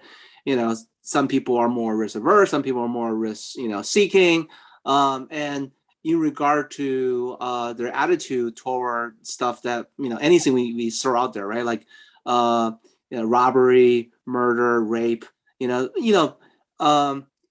It's. I guess I just have a trouble saying I can say that something is widely accepted, and then how it gets there becomes important, right? Did it get there because it was the law of the Lord? Did they get there because it was the most efficient, evolution way of, maintaining a society, et cetera, right? But we do know, so those things can be debated, but we also do know that they're not shared universally to everyone, right? Because we know at the long tails of each curve, there are plenty of people who think murders and rapes are perfectly fine, and they don't see anything wrong with that. And if there's a bunch of these people exist, and I can't call that universal because they're, for better or worse, these people are still humans, right? They have the same body parts and the whatever that we have. They just tend to think a little differently and behave a little differently. So I would say that I okay with we're saying that they are widely accepted, like guidances, and then we can debate on how those things came to be. I think that's an interesting discussion, but I don't know we can say it's universal because again I go back to this term universal intrinsic because it means that it's already there, like when you're born, that's already is. And I just don't know if that's true because we actually know that there are people who go through their entire life from infancy until they got executed that never saw murder was wrong and that never saw rape was wrong. And that didn't even cross their mind. It's unfortunate sometimes because some kind of neurological imbalance and physical imbalance that they have And for something else, I don't want to speculate, but we do know for sure that by all empirical measures, they have a complete different moral system than we have. So it makes it ununiversal. Let's, I don't know that we're going to, in the remaining, hour and a half that we got or whatever it is, solve this morality ethics thing and the grounding thereof. I've got quite a few opinions. Nick, you and I went round and round on this on other evenings. Can we put ethics and morality in a temporary holding box for just for now? And what else can we say? Maybe on the spiritual side, but I'm actually afraid to go there too. What else can we say without talking about spirituality, ethics, or morality that humans ought to do? Can we say anything, or do we have nothing to say regarding humans outside of morality and ethics and or spirituality? Actually, I'm looking underneath human nature. Like, do we miss the drive to procreate? I think that's part of surviving under the organic side. It's survive. Okay, so you would define. So you will lump in our personal survival with the creation of our offsprings. I wouldn't. I think they're actually two completely different things. I'm sorry, say it again. Well, I can't have I can't have a person who doesn't believe in having children, but he will still work very hard to preserve his own life. So those two things doesn't contradict each other. Or they don't necessarily have to work together, right? Either way. So I think procreation, it's an interesting instinct that goes beyond our personal survival as we envision it. It's actually kind of very interesting why we procreate. So I believe in the first meeting, I went through what I call Lee's prism, which is whenever we're doing evaluation, we have to have some things. One of those things is a perspective. I want to focus on the perspective of the individual and not of the society. And when I talk about the individual, does a person have a right to take their own life? I mean, we're talking about, you just talked about to procreate and organic, the purpose of organic life is to continue, basically. But when it comes down to an individual, Joe is out in the middle of the woods, in 1852, and if he wants to off himself, or if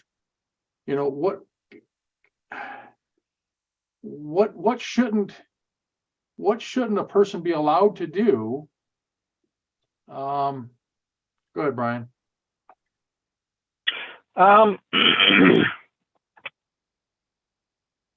So, really, what shouldn't somebody be allowed to do? I think, like I said, not talking about society, just talking about from their individual. We'll get into more people later, but if dude's out in the woods, he's by himself, in the 1800s. Well, I think what it comes down to is natural consequences, right? So ultimately, that person out in the wilderness can do whatever they want. As an individual, isolated, completely alone, I don't think there's any moral boundary on what that person should or shouldn't do. I think they have complete freedom, but there will be natural consequences. But that's not really part of this discussion. Well, at this stage, it is exactly this discussion. I agree. Go ahead, Will.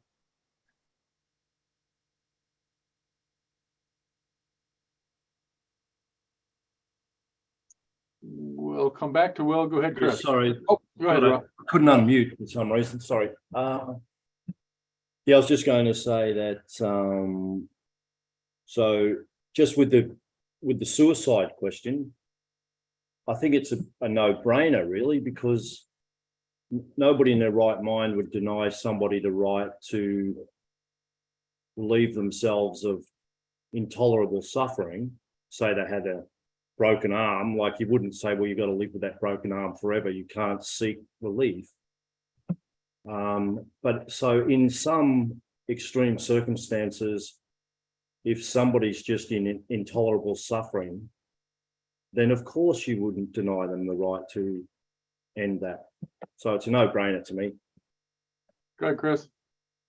So I want to do two things. So like number one, in the first column, instead of saying shouldn't self-harm, Lee, I want to change to I shouldn't be how do I say this properly? No one should expect me to voluntarily self-harm.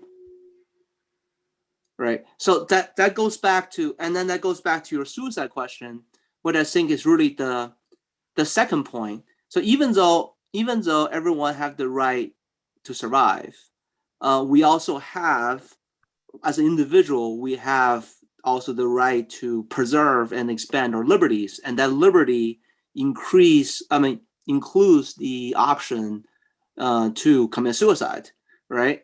So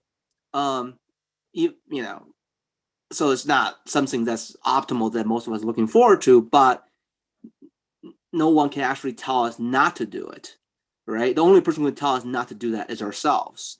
So it is within our liberty. So I don't agree that that's off, because we have total liberty as individuals. We can do anything, So suicide is one of those things. We're going to add a second person here shortly. Will, you've still got your hand up, but I think you already went. Go ahead, Brian. So I have a question. In this,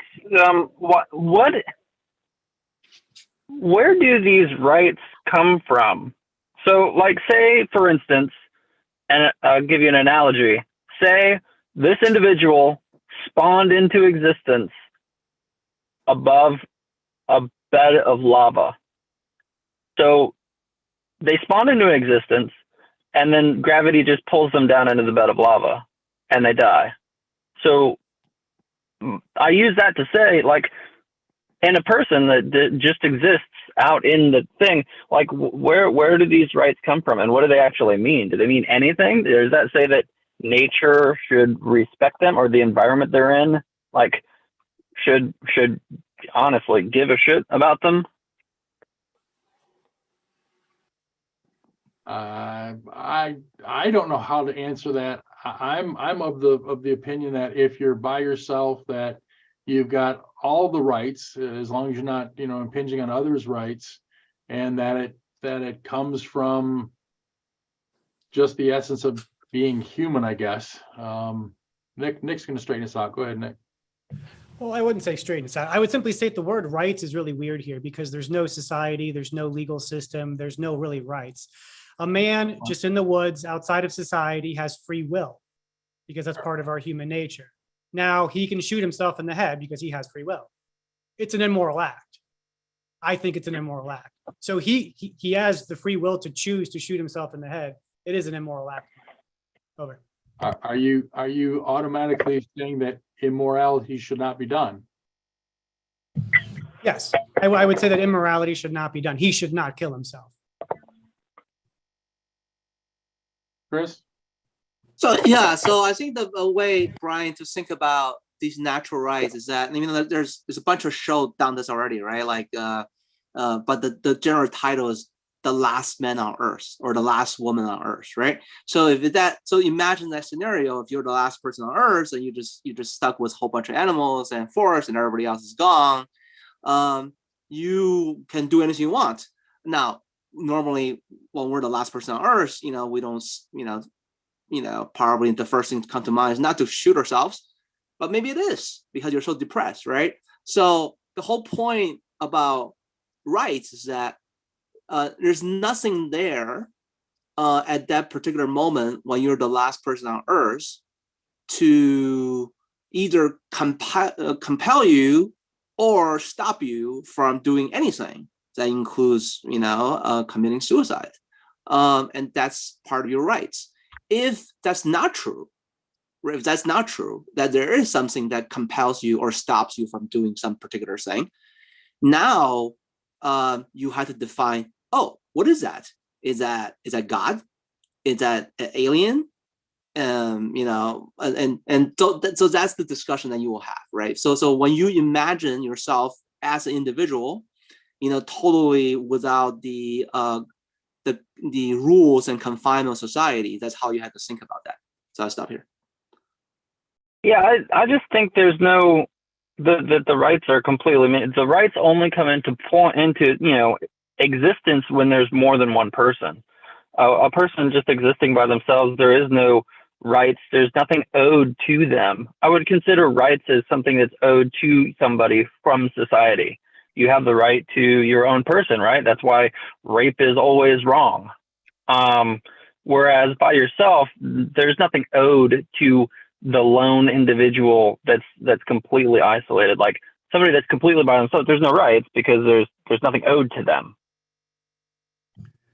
I agree, Brian, but here's a question. Let's say there was no civilization, no civil order, no police, no justice system as we know it, and then a man rapes a woman. Is it still wrong?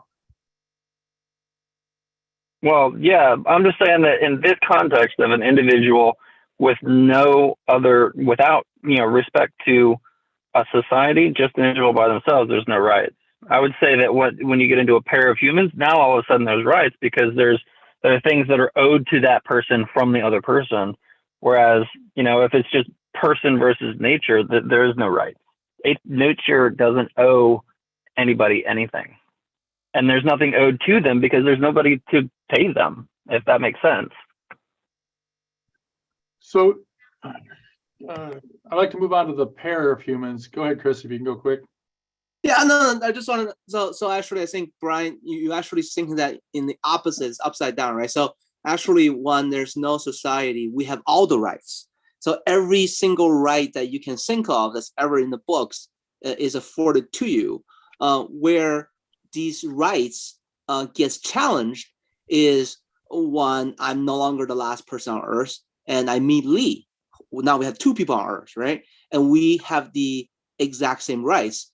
And some of those rights, if we're put in a confined space, will come into conflict. And now we have a debate, either through words or through like knives.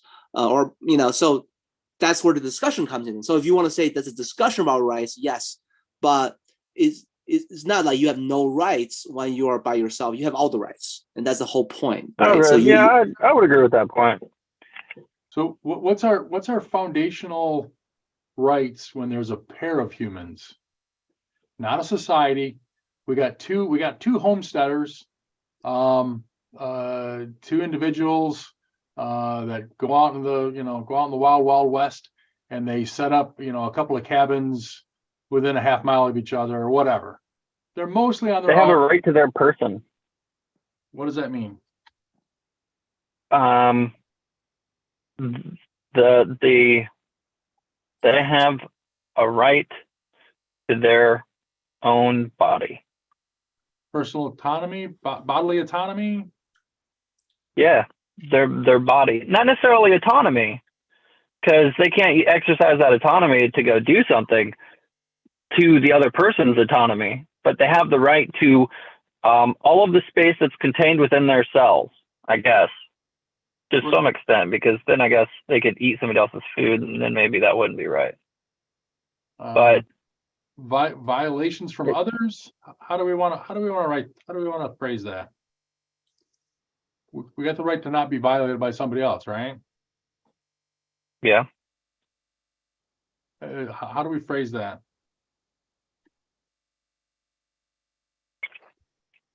Yeah, how would you make that about the person and not be violated, but instead make it an affirmative? They have the right to.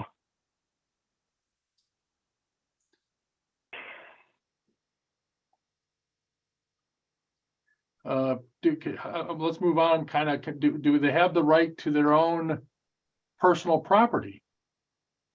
Can we define that into existence? That Steve and Bill each make a cabin, and the stuff that Bill makes is not Steve's, and the stuff that Steve makes is not Bill's. I hate to skip the line real quick. I'll simply state, though, I mean, we could go through this case by case, or we could just basically say insert all of like the legal system here, because like we already have these rights declared and defined.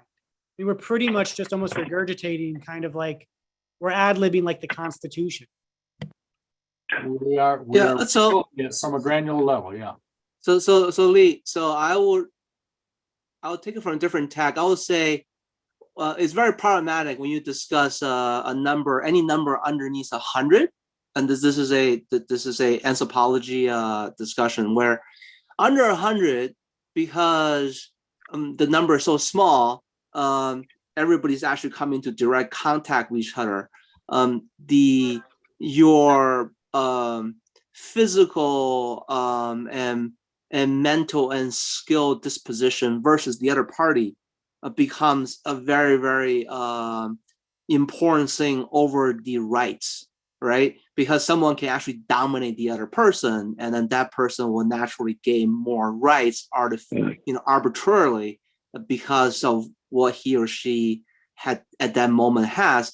Where the rights, this is kind of a little similar to what Nick said, the rights becomes more, the way you define it, becomes more relevant when you're living in a large society where you can't just go out and, physically and dominate everyone that you see.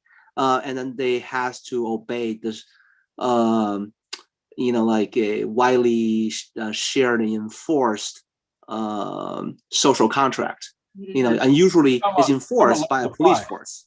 You're talking about Lord of the Flies, right? You mentioned that in the text, in the chat. Well, no, that was because when Brian mentioned the island, I wasn't sure if he was going with the Survivor or he was going with Lord of the Flies. But it's a little bit like that. It's a little bit like that, right? So I think when the group is not big enough, and then I think the anthropologists put the number at 100, you don't really have what I call this well-established,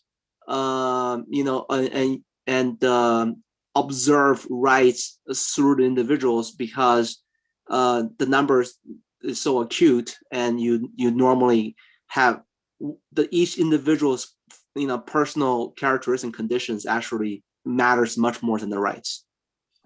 Matters to what? Matters to their survival? Matters to, it matters for everything, right? So if you and me, we're talking about oughts.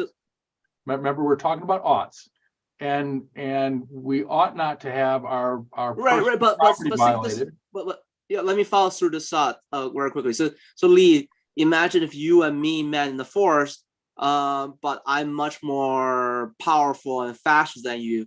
Now, if we both agree that individually we have the right to survive, and we have the right to preserve and expand our liberties and options, right, then because I'm much faster and much stronger than you, I ought to take advantage of you. Why?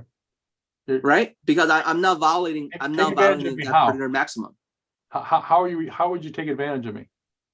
Well, let's just say that we were captured by aliens and we're put into this artificial, forced zoos, right? Where there are just enough resources for 1.75 human beings instead of 2, in terms of food and water, everything. I ought to follow for the survival and liberties. I ought to use, my advantages to acquire resource to make sure that I maximize survival, which means that you will get less. What you've got is a competing value system. You've got the value system of your personal survival versus the value system of our shared social contract. And you're right, you would choose your personal survival as a higher value than the shared social contract. And although you ought share the food equally, you're not gonna. I get that, but we're talking about. So I think we're saying differently. I just think under 100 people, it's very hard to enforce what I call the egalitarian ought share social contract. You're quite a ways down the path, and yes, I am doing this granularly, and you're right. The when you get over 100, the changes. That'll be part of the society discussion that we go to. Do you want to go, Nick? You're muted, sounds like. I guess I was just gonna say, Chris, the example you gave was one of the most ridiculous examples. You could have gave like 10,000 practical examples, and you started with if aliens abduct us. I mean, I Hey, appreciate it. I just thought it was It's it's not like, hard, wait, what? Like, I don't know, maybe like a lion's chasing you guys, and you like push Lee down and run away. It's like, nope, nope, aliens come. Like, it's hysterical, man. I'm thinking of that movie. I think it was Predator 4 or something. Yeah, they all got kidnapped on the planet and they had to fight each other. So yeah, something like that. Okay, so right now, all I've got is the two: right to their personhood, not to be harmed by others, and right to our personal property. We shouldn't steal from each other. That's the oughts at the moment. Hopefully Brian's going to add on. Go ahead, Brian.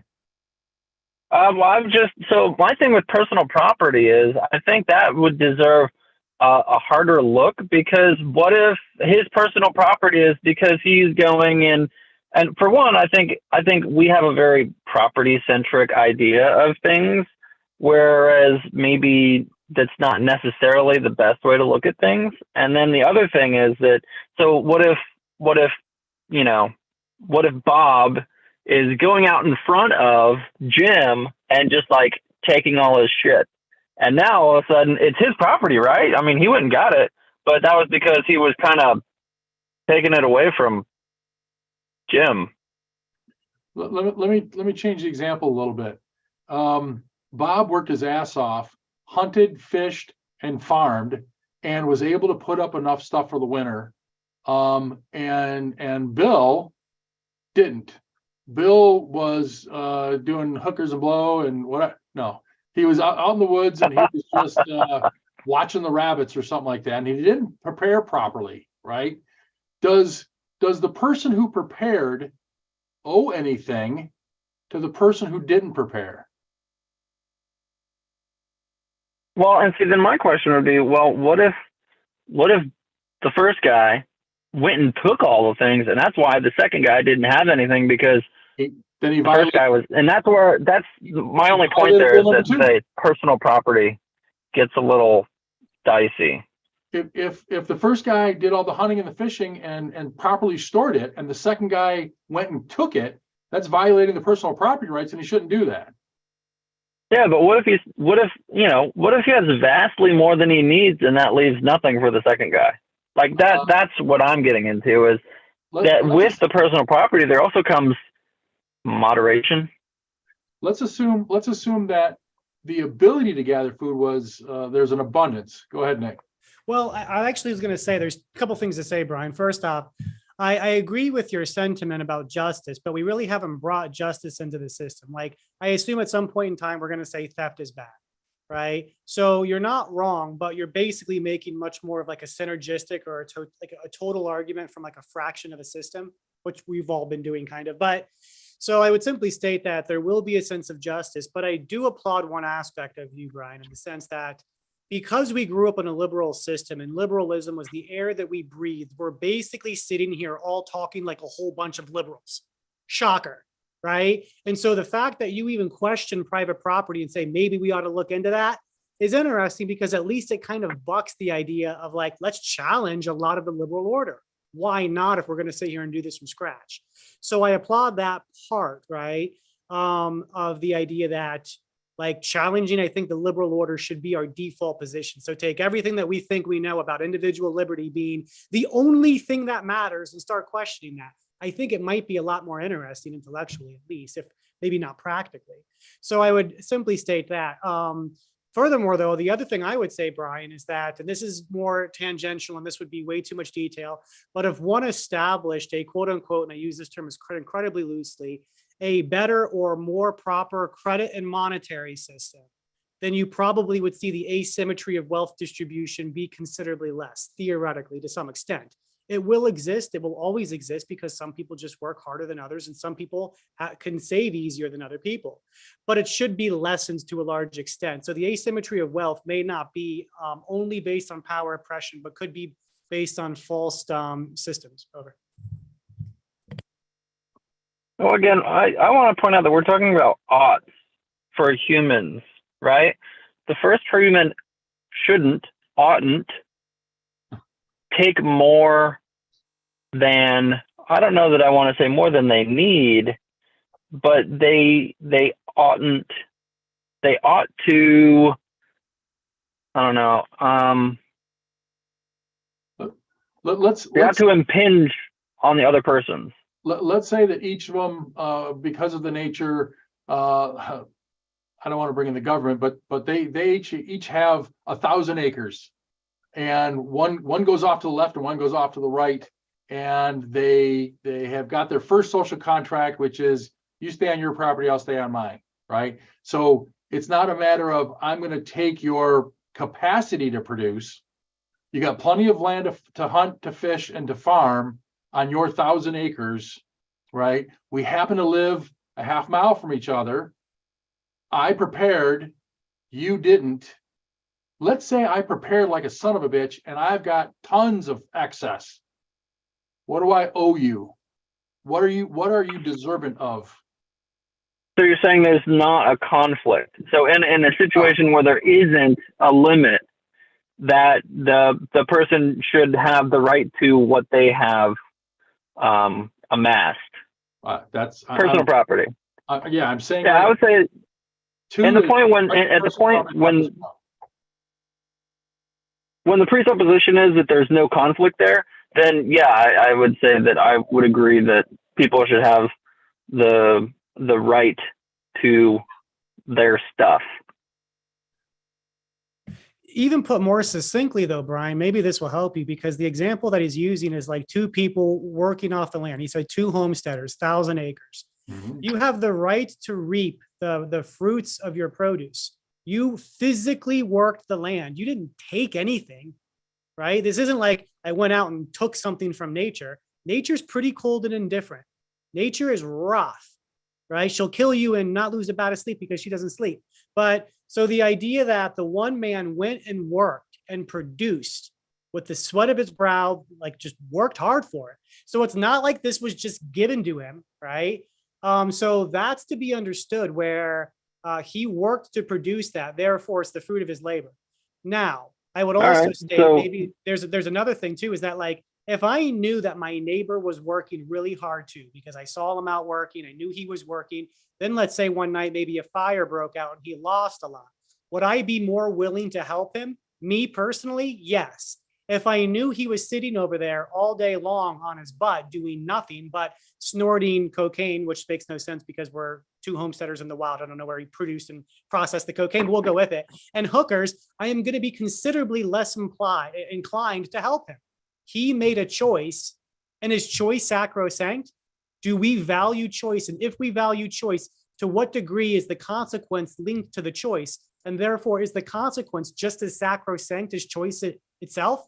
And if so, then should he not reap the fruit of that, which is kind of like reap nothing because he produced nothing because he did nothing. The two are not the same. Over. Okay, so I'm gonna make this a little bit tougher. So the left dude, he produced a bunch of stuff. The right dude did not produce a bunch of stuff. I think from a rights and the beginnings of society, that the person who did produce should not be compelled to help the person who didn't produce. However, because they're both homesteaders, there could be fire, flood, earthquake, mudslide, whatever. It's probably in their best interest to start a social contract that had some type of reciprocating something. And if I was the one that had the abundance, I may say, okay, dude, I'm going to cover you this year. And when I'm going to go build that barn, your ass is going to come help me build that barn. So I'm going to provide, make sure you don't starve, but our small initial social contract, I want some reciprocation at some point. What do you think about that? I'll jump in. I agree completely. I would probably do the same thing, Lee, where I would be like, look, I'll help you out this year, but I would make it clear. It's like, if you sit around on your butt all next year, then I probably won't help you out.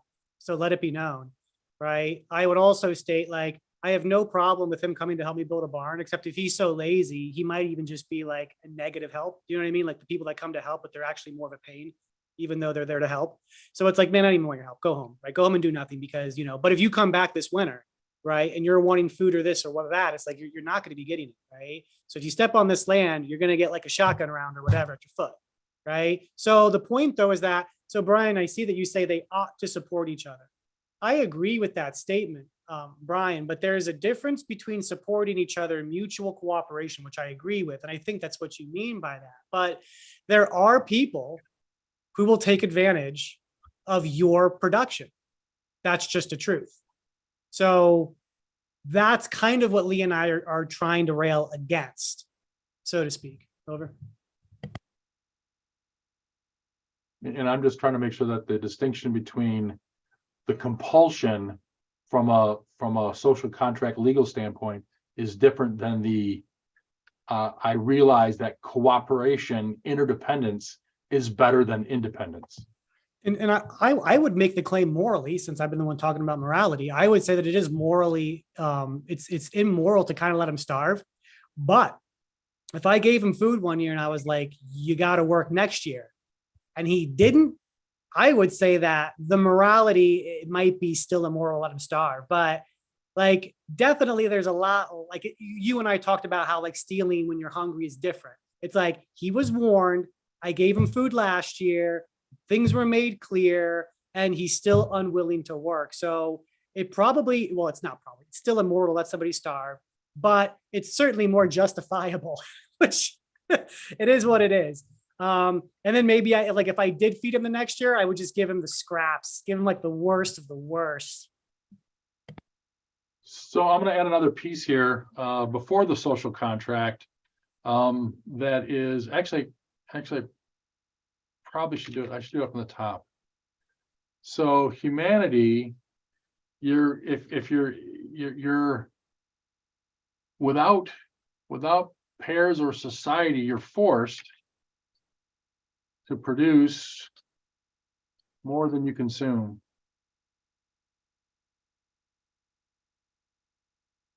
That'll come up later in my socioeconomic stuff, but would you agree to that? That just the consequences, actually that's a natural consequence.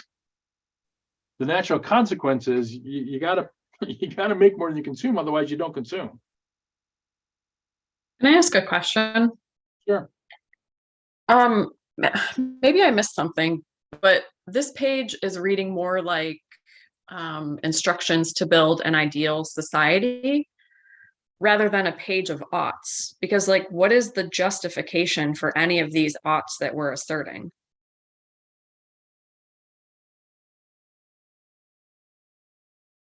Like even starting at the beginning, I mean, why does an individual, like why ought they procreate? Why ought they survive? Why ought they preserve and expand liberties? Like I'm not following. That's a good question. I would say that an inherent, Chris isn't here, right? Okay. An inherent ought of organic life is to survive and replicate.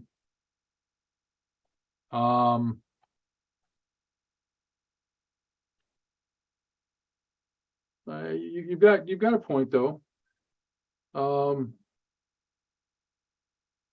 So I've talked before in this group or whatever that for any evaluation we need a standard to evaluate from, and that standard is, from my viewpoint, asserted.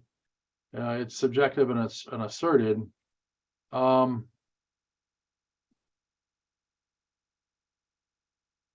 gotta ponder that a sec.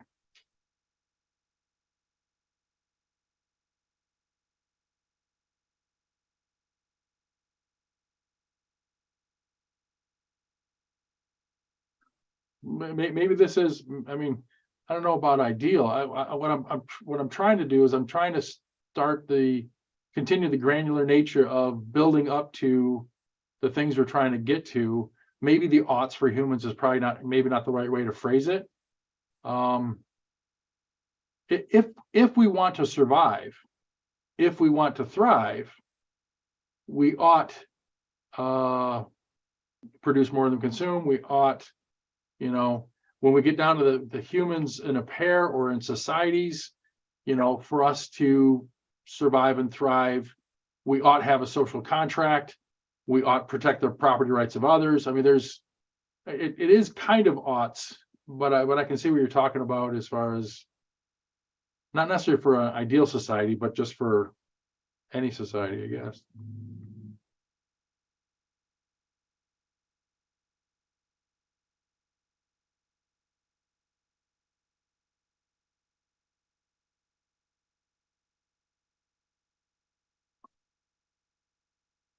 What else is part of the social contract between the pair? We don't have to be, we shouldn't be compelled to help, but we can choose to help. If we start talking about larger than a pair,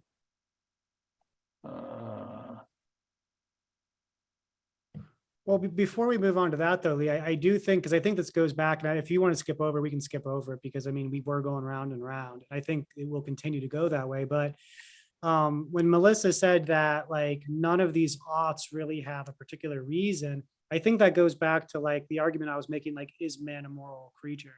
In the sense that, do we have these duties inherent within just ourselves? Right. So I think that's important, though, because like, making ought list doesn't really matter if there's really no basis for it other than just, let's say, subjectivity.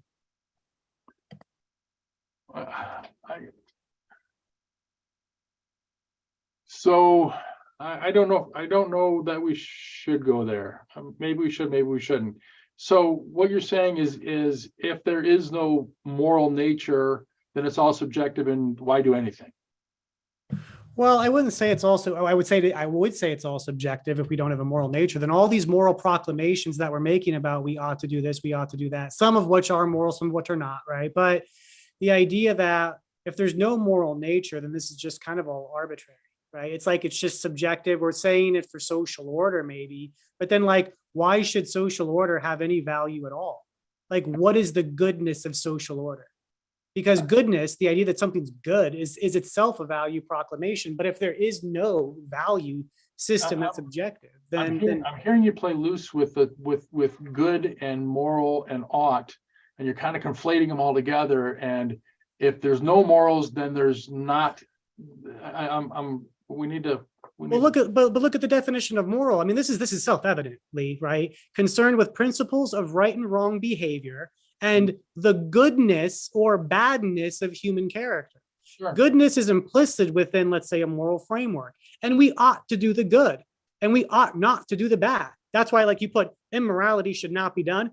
Well, that's true. Not a groundbreaking statement, in my opinion. By the way, love the fact how you put insert the Catholic Church, Nick. That's funny.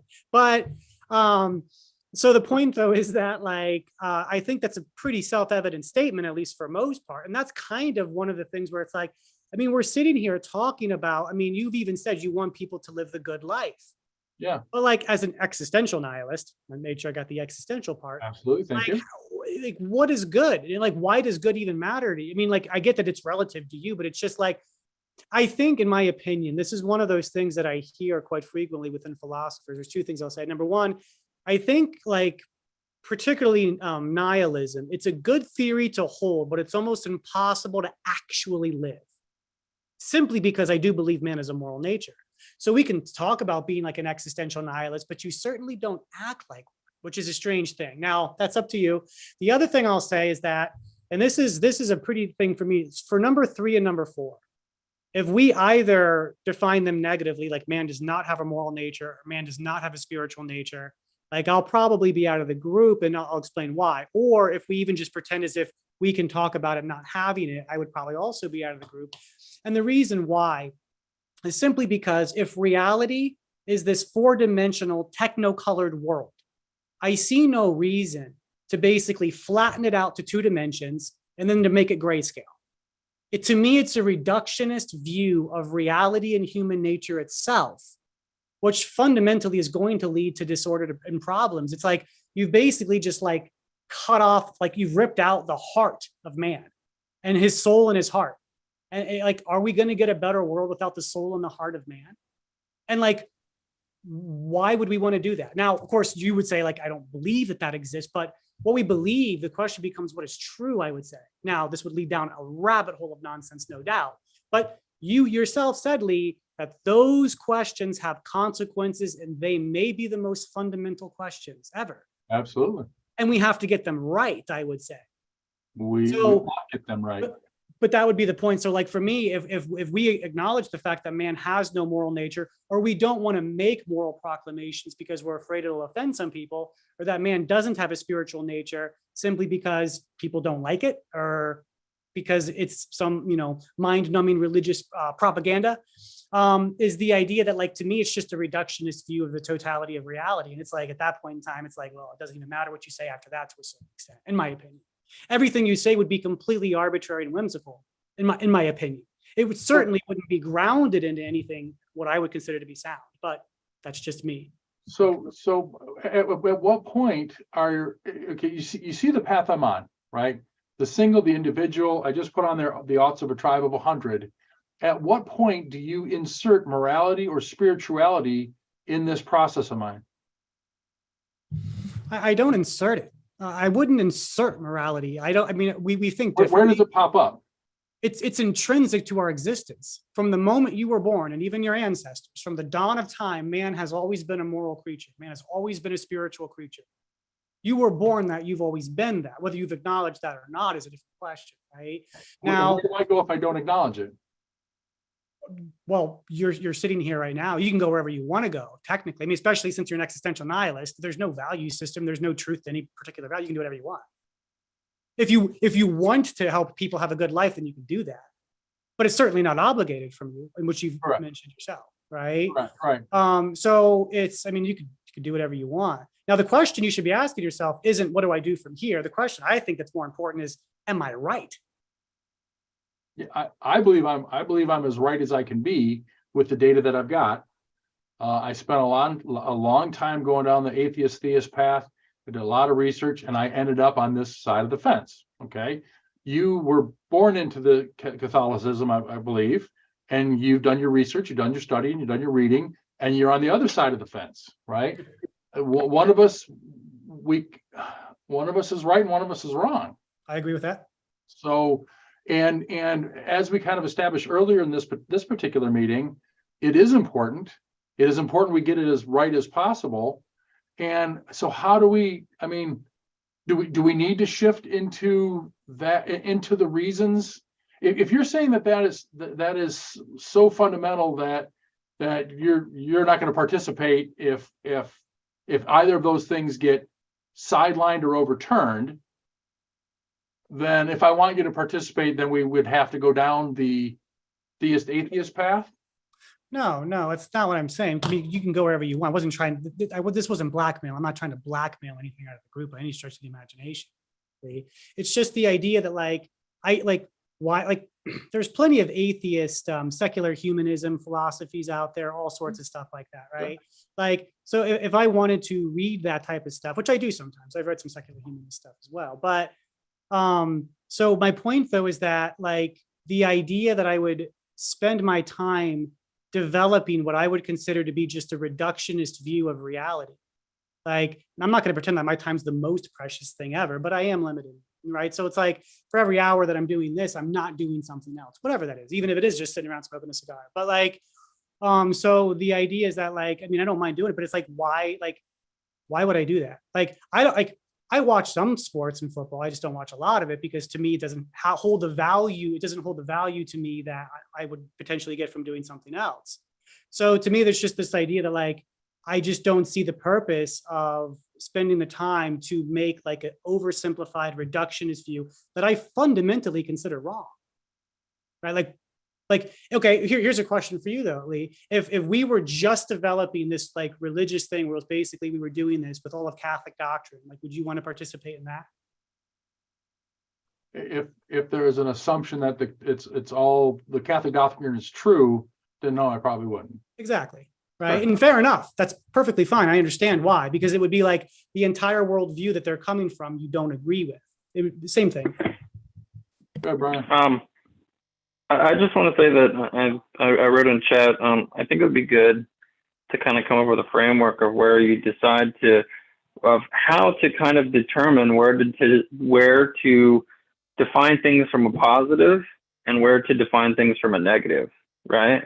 I think that would be valuable, because maybe we don't want to say there is no this, but in which case then we would define it in the positive, and maybe we don't want to say, well, there is this, but maybe sometimes it would be better to define things in the negative, like how people should treat each other. I think it would be easier to say what they shouldn't do to each other rather than to try to enumerate the things that they should do to each other, if that makes sense. Like, I think this exactly is where it becomes really important to kind of differentiate between going from a positive perspective or a negative perspective.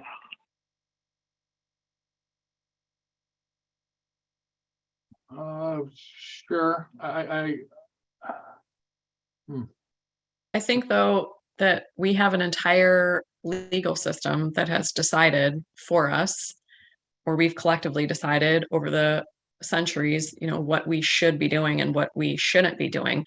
None of that is revelatory. I think what would be more impactful is to come to some understanding of why. And I think we're missing the mark there, because all of the oughts that we've listed would seem perfectly suitable if they were written under the last column. These oughts align very well with Judeo-Christian values. But I thought these oughts were under a different column, which was more like secular values. So why are we making these assertions? Like, what is the justification? All right, that's important. So you're right. I did have kind of these in columns, and I can see why you would think that they put these under the secular side. These are things that should fit. I've talked before about we agree on things, and then there's a point of demarcation, right? So what I'm attempting to doing is I'm trying to build a list of the things that we do agree on. I'm trying to work from a kind of a consensus model, having an atheist and a definitely a theist and a variety of others, and to try to find that spot where one zigs and one zags. The spot that Nick or others are going to say, here's where spirituality gets into the mix. Here's where that this should be compelled, or this should be an ought, or this should be whatever because of spirituality or morality. And I'm building towards that and trying to find that spot of demarcation. I think Nick has already laid that out for us, though. The bifurcation happens at, are we moral, inherently moral, or not? If we're inherently moral, then all of these oughts make a lot of sense. But if there's no inherent morality, then what is the justification for these oughts?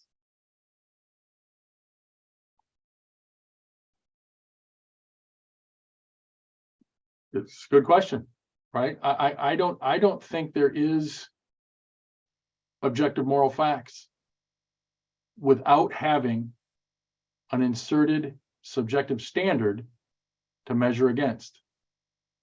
Some could say God is that asserted standard.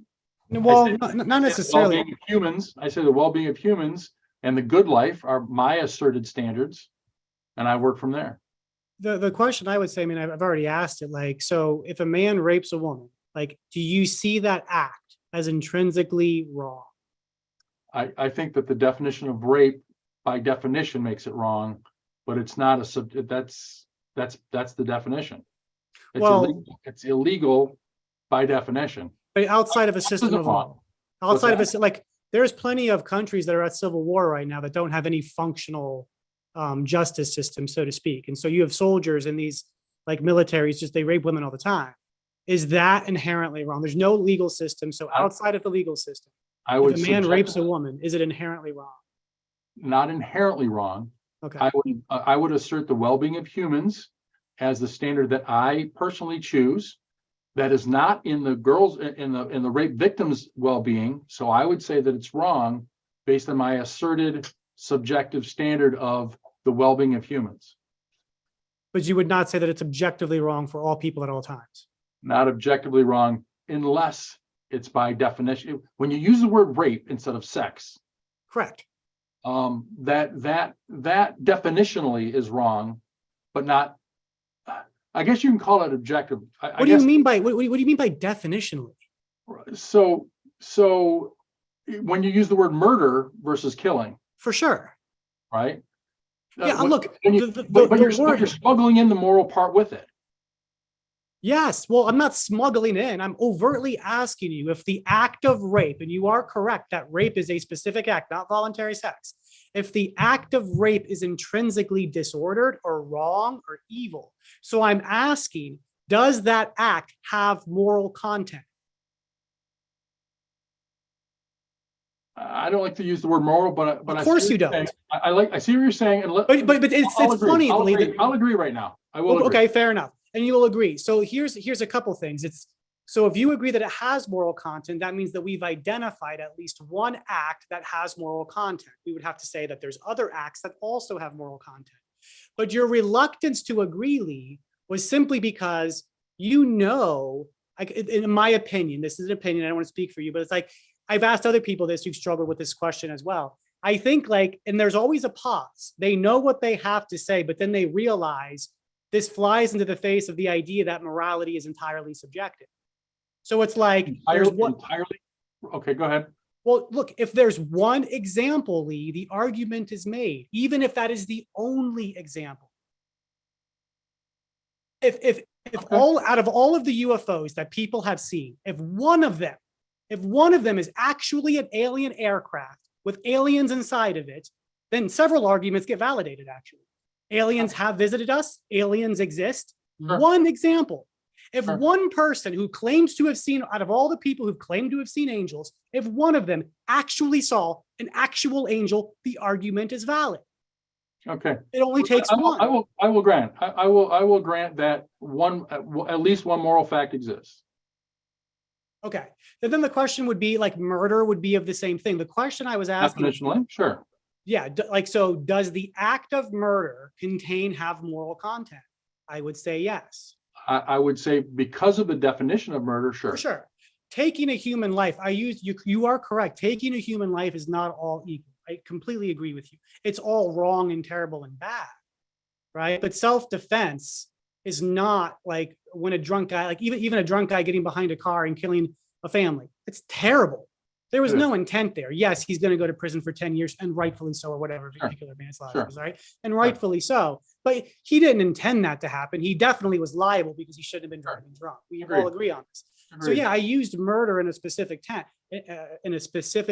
meaning. And the reason that I use those two examples is because generally speaking, almost all cultures at all times have acknowledged this intrinsic, these acts as being intrinsically disordered, immoral, evil, whatever word one wants to use. I will grant those. Where do we go from there? Well, that would validate that man has a moral nature, right? Now, why would that would that? Well, I have agreed to two moral facts, correct. and then you go from there to where? Well, that man has a moral nature. What does that mean?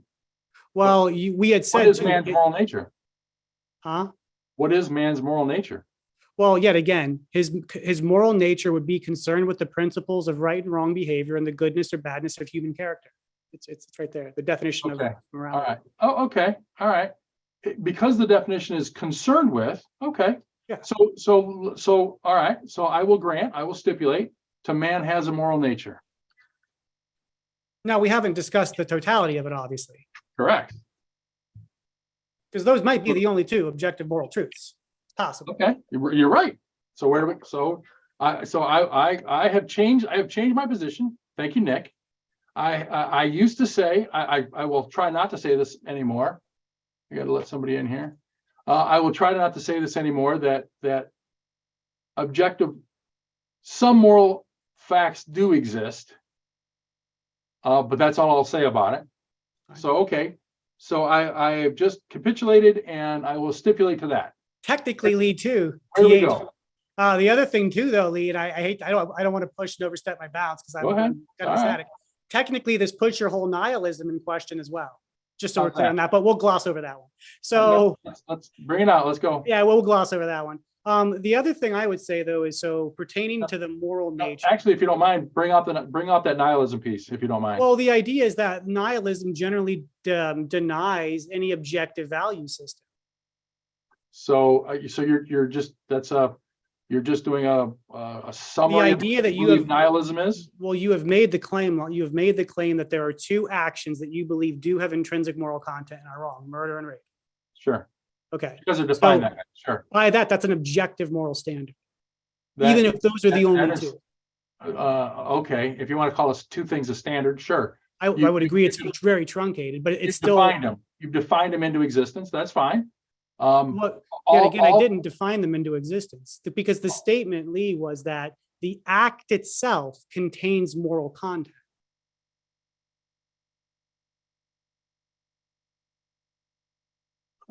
Okay. The definition that I give is not arbitrary. It's driven from the moral content of the act itself. So the act is the act. I derive, would say, the badness of the act from the act itself, inherent within the act. I didn't arbitrarily define that. I didn't just pull this whimsically out of some hat. It's because of the definition. I mean, all married people are not bachelors. I mean, so you're right. Those two things, as defined, are wrong by definition, and I will agree to that. But where you go from there is what the question is, right? Define wrong by definition. Define that statement clearly. That rape and murder have within their definitions a wrongful act. Bachelors by their definition are not married. Obviously, By that's definition. true. Yeah, Right. So those are objective facts. but you're trying. Here's the difference between you and I, right? In this particular sense, right? You're trying to distill the logic of a statement down to its linguistic structure. In these two cases, right? Because Yeah. we've only got these two pieces. You're asking. That's not what I'm asking, though. I'm You're not asking- trying to distill. I'm not trying to. Yes, the definitions have their word, right? Yes, the words have their or these acts have words that identify them, so to speak. But this isn't some strict I'm not using designator theory here. This isn't some strict designator theory. This isn't modal logic, right? At least I'm not doing modal logic in the sense that the word itself identifies a particular act. That act exists outside of us in the real world. And I'm saying that act has real moral weight in the real world, not just definitional, not just semantically. You could change the words. You could redefine rape. Let's say we call rape, what do you want to call it? Remote. We've now redefined rape and used the word remote to mean rape. I would say that the act of remote is immoral, objectively so. Changing the word doesn't change the underlying reality of the act. The act is itself, just because we have a particular word to identify that act. I've stipulated to the two acts as defined are immoral and wrong. Okay. Where do we go from there, though? Technically, then the next discussion, which would be one that I would really actually kind of be the idea of, technically there'd have to be a semantic distinction now. Because yet again, you're under the idea that the semantics and basically our linguistic, it's the best way to word this. How does this, now that I've stipulated to those things, how does this change our work that we've been doing? When we talk about the oughts of a pair of humans or the oughts of a tribe of 100, where do you bring in morality as a definitive, as a piece of this puzzle? You wouldn't really bring it as a piece of the puzzle, but it basically would start to some extent underlie Melissa's issues of grounding, why ought we do these things? Well, man's a moral creature, and we can make moral arguments about why we ought to do X, Y, and Z. So So to a certain extent, it's basically almost like, I don't want to say ontological, but it's definitely some type of grounding at least, right? As opposed to just basically saying like, well, we ought to do these things because we just listed it on a like a document. So I would simply state that the morality can actually start to be a grounding. So I'm not saying it's a strong grounding. how do we discover more morality than what I have stipulated to? Well, to truncate it and to gloss over, then I'll be quiet and other people can talk. So I'm sure other people have something to say. The one thing I would make the claim is that you can kind of see it already. And Melissa wasn't wrong about how you could easily take the secular column and put it over into the religious column, because yet again, we are products of our socialization. So we're all basically fundamentally liberal, which means that we all have some semblance of Judeo-Christian values. You could pretty much take the 10 Commandments You're kind of off. No. Well, my point though is that you could basically take the 10 Commandments and the Sermon on the Mount as basically like almost like what we ought to do and what we ought not to do.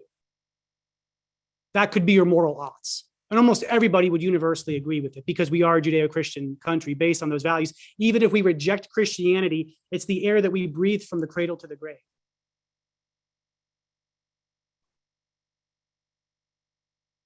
Anybody got any comments?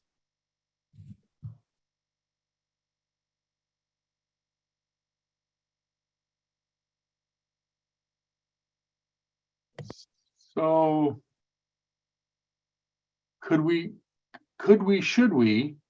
transpose those moral laws onto societal laws? Should those be upheld legally?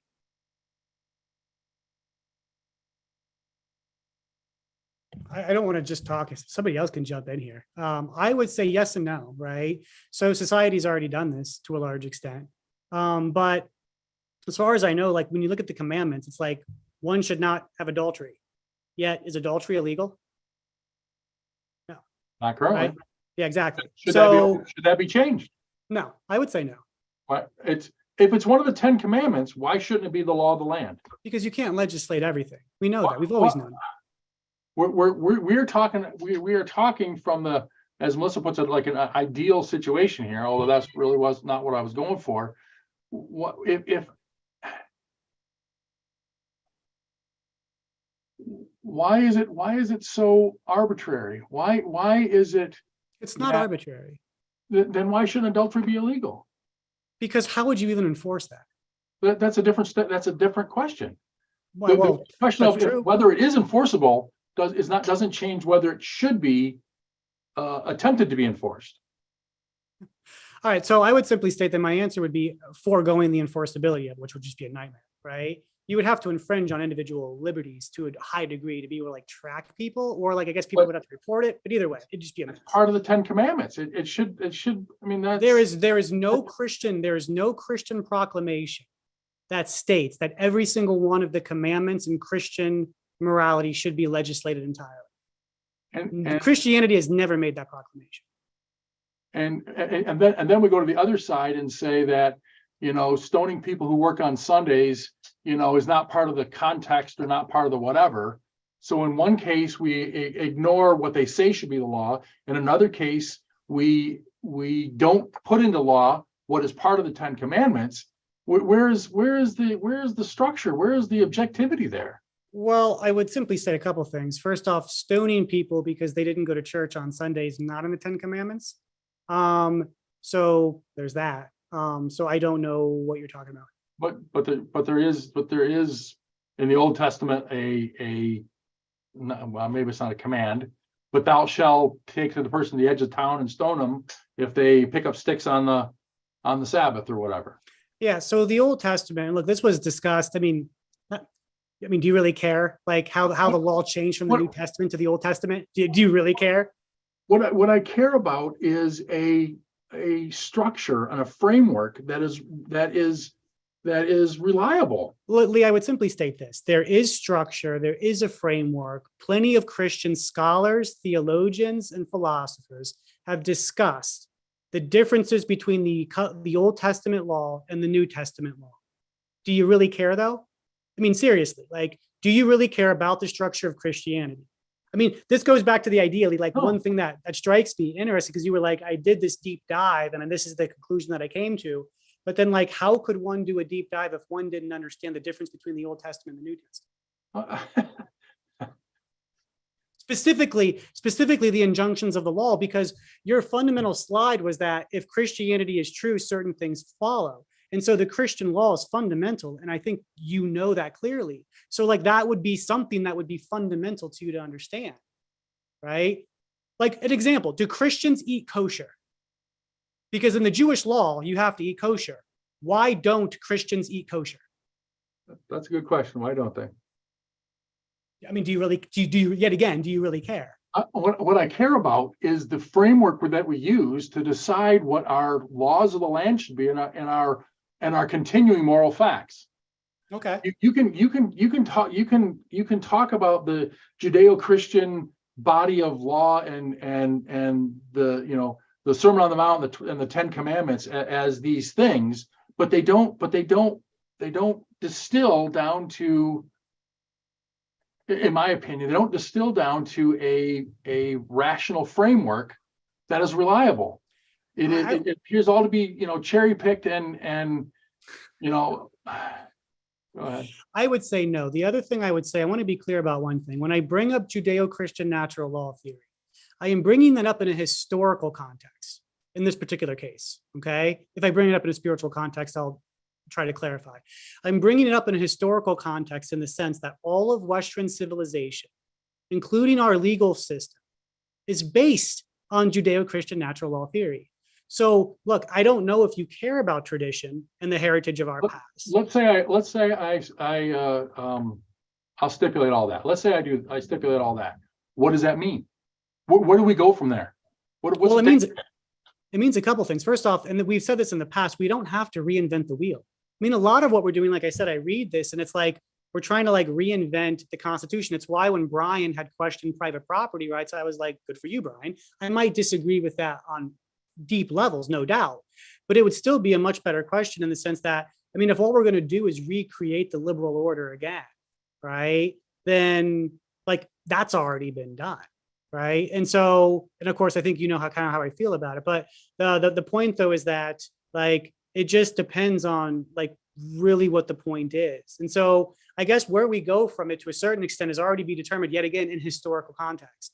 Because if we start just basically bringing in the Constitution, current legal theory, Judeo-Christian natural law theory, we're pretty much headed right to like America, which it looks like anyway, because when people, yet again, this goes back, like we're sitting in America and then we're like, because it's the air that we've breathed, it's like everything that we think of has been like almost socialized into us, which is a normal process, right? Like if you were to do this in China, I guarantee their table would look very Chinese and it wouldn't be a shock to anybody.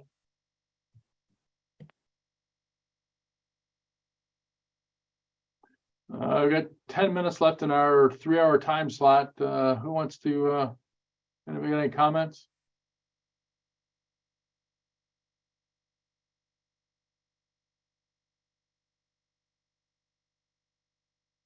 I think I'll make a comment. And I tried to keep up with what you guys were talking about. And I think what I would, I guess whatever. I think a lot of times we get caught up in the minutia about things. And I think what our real goal is to try to say that there are broad statements that can be made about how people ought to treat each other. And I think sometimes we lose sight of that. Just because I mean we're literally, this is what you're trying to avoid, Lee, of getting, talking past each other. And so I think if we try to keep that in mind, we're going to make a lot more progress. Because I think we can all agree that there are some broad statements that we can make that we can all largely agree on. I think the woman that spoke earlier that said that, why should we do all this stuff? I think that would be a great topic of discussion about. I think that would be a great topic of why ought we to do these things? And I guess I would say I think there's a pretty simple answer, is because we do better as a whole because of it. And I don't know that there's a better answer than that. It's just that that's the whole idea of all of it, is we do better as a whole because of that. And I think a lot of people have difficulty with that because it's so ambiguous and so broad. Those are just some of my thoughts. Thank you.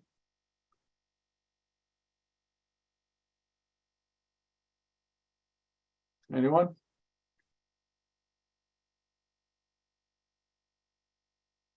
Well, I'm not sure what to think. So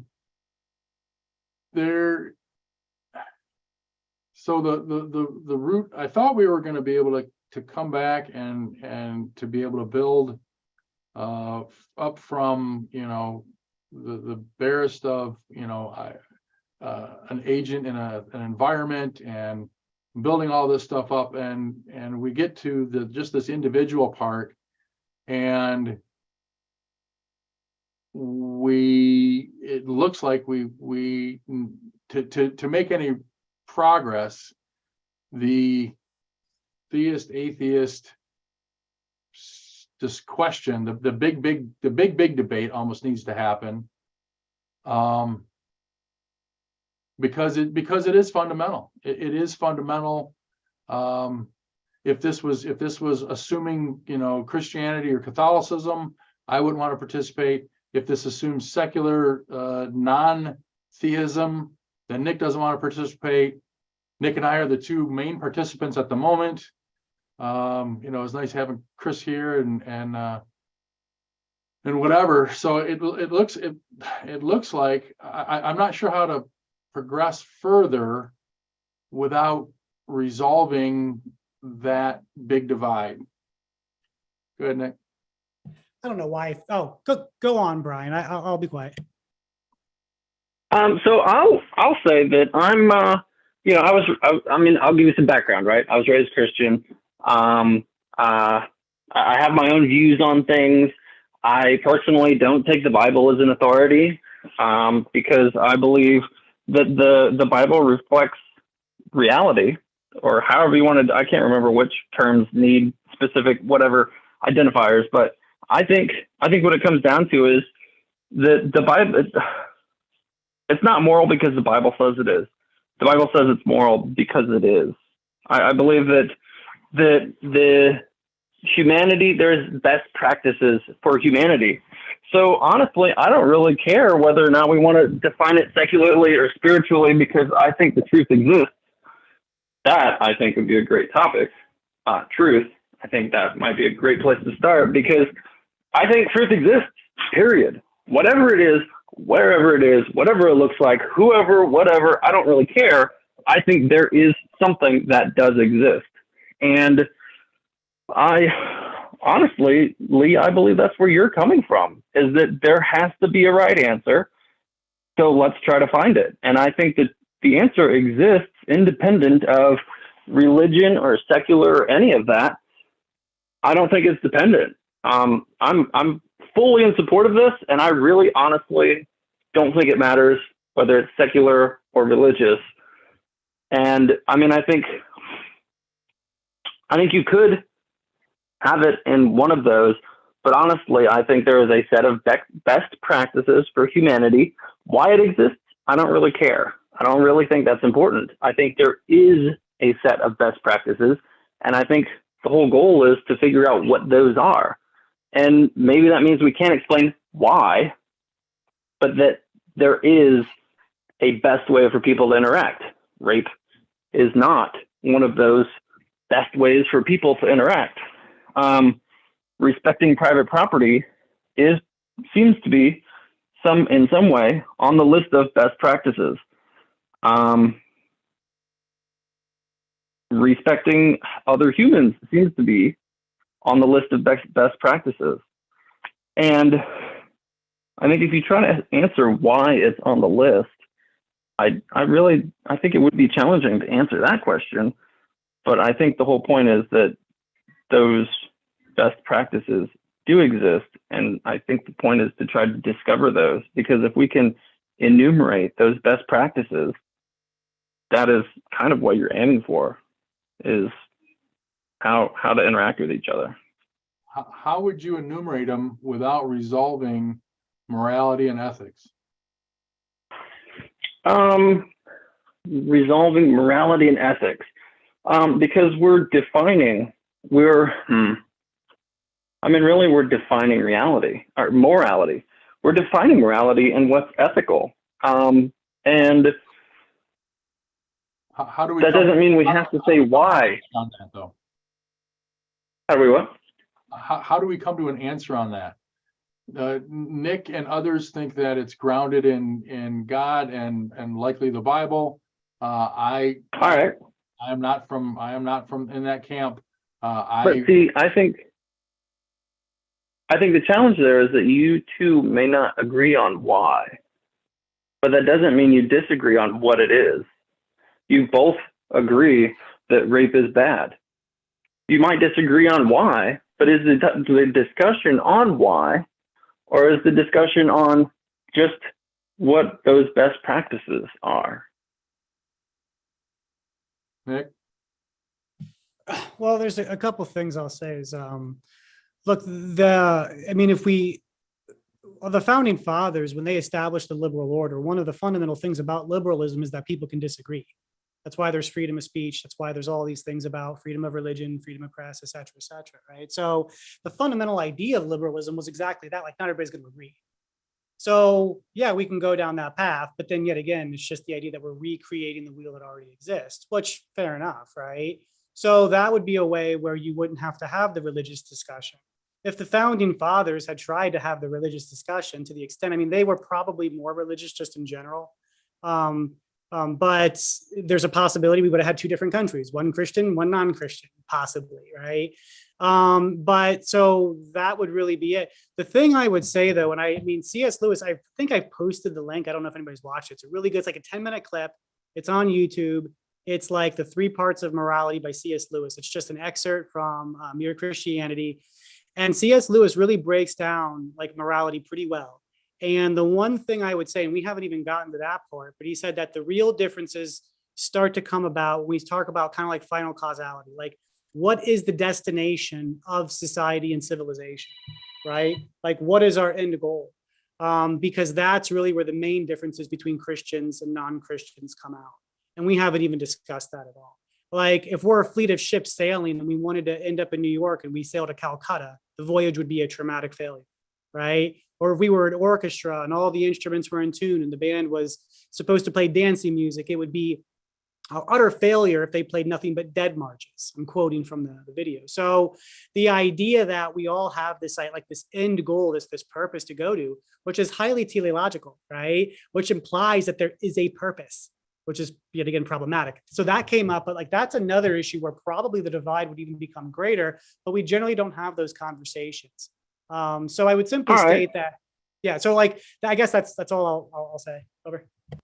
So then I think what we should do is we should go down these rabbit holes and we should chase out all of these things and we should flesh them all the way out. Identify where there's a hard difference here, right? I agree that maybe that I would agree that when you start talking about, or when you start getting through things to the point where you start talking about where humanity is going, then you're going to run into conflict, right? And especially very, very deep conflict between probably a secular and religious point of view, right? So then let's chase all of these out, identify the point at which there's that divergence, right?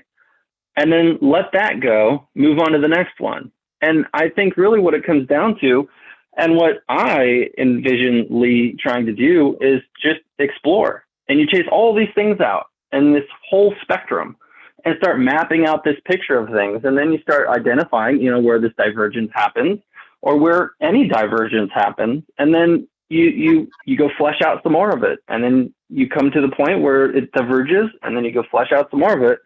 And I think the idea is that at some point you're going to start fleshing out enough of it that you'll start being able to see a picture and then maybe be able to make some predictions or make some observations about that picture as a whole based on the parts that you have mapped out. and kind of the interplay between things. So if we can decide that rape is wrong, well, now when we start talking about something else and maybe something that seems unrelated, we can go, wait a second, we identified this as being wrong. And so I think the more of the picture we paint, the more of the picture we're going to be able to see. And so I think it's valuable to start identifying these points where we reach this impasse, and then you set it down and you move on to some other topic. If we're talking about porn, prostitution, and abortion as part of our difficult, challenging topics, is there a way to get around? I mean, doesn't it all lead back to the inserted morality of Christianity or something? How do we resolve any of those things without going down that path? I mean, this is the Well, issue. Go on, Brian. I was just going to say, we talk about how people ought to treat each other. And I mean, I think there's an important point there is that we're talking about how people ought to treat each other, right? We're talking about the individual to them out there. We're not talking about them out there to me. And I think that's an important distinction and an important part of that point of view. That's, I think, where those topics really become important. And the meaning of them really comes into play is how ought people to treat each other. So I partially agree, Brian. There's more to it than that, and Lee's not wrong, right? We shouldn't avoid the more difficult issues. But here's the thing, though, Lee. And I mean, there's a couple things.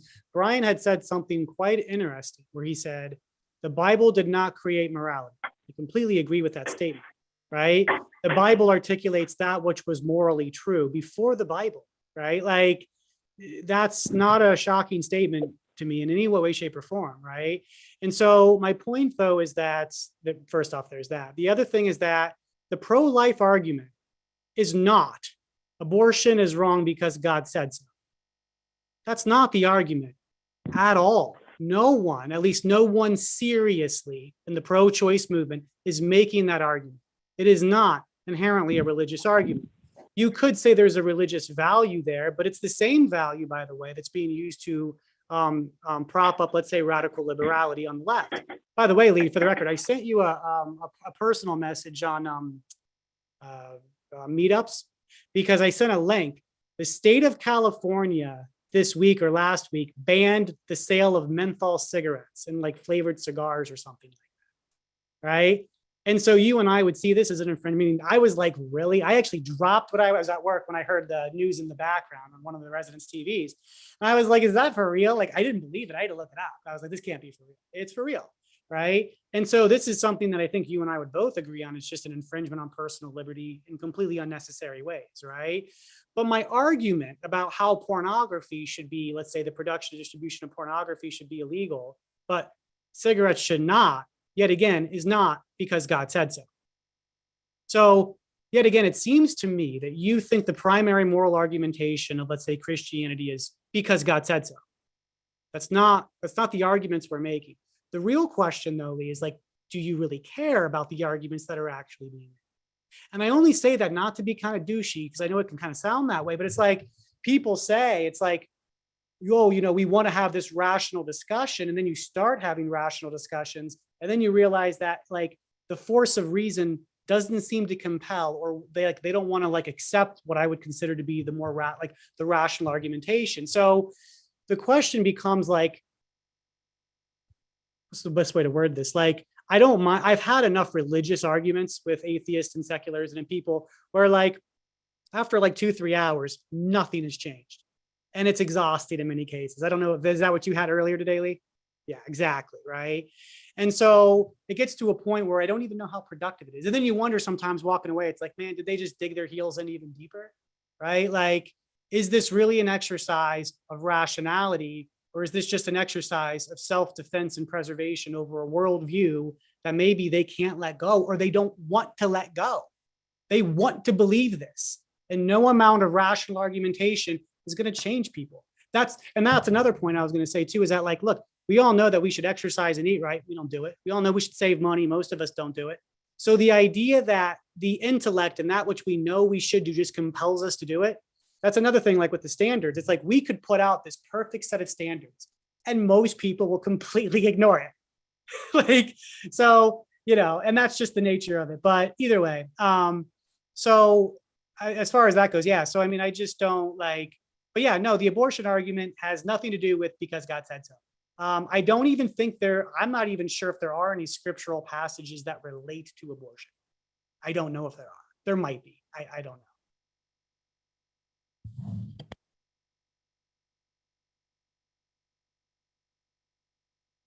What to do, what to do.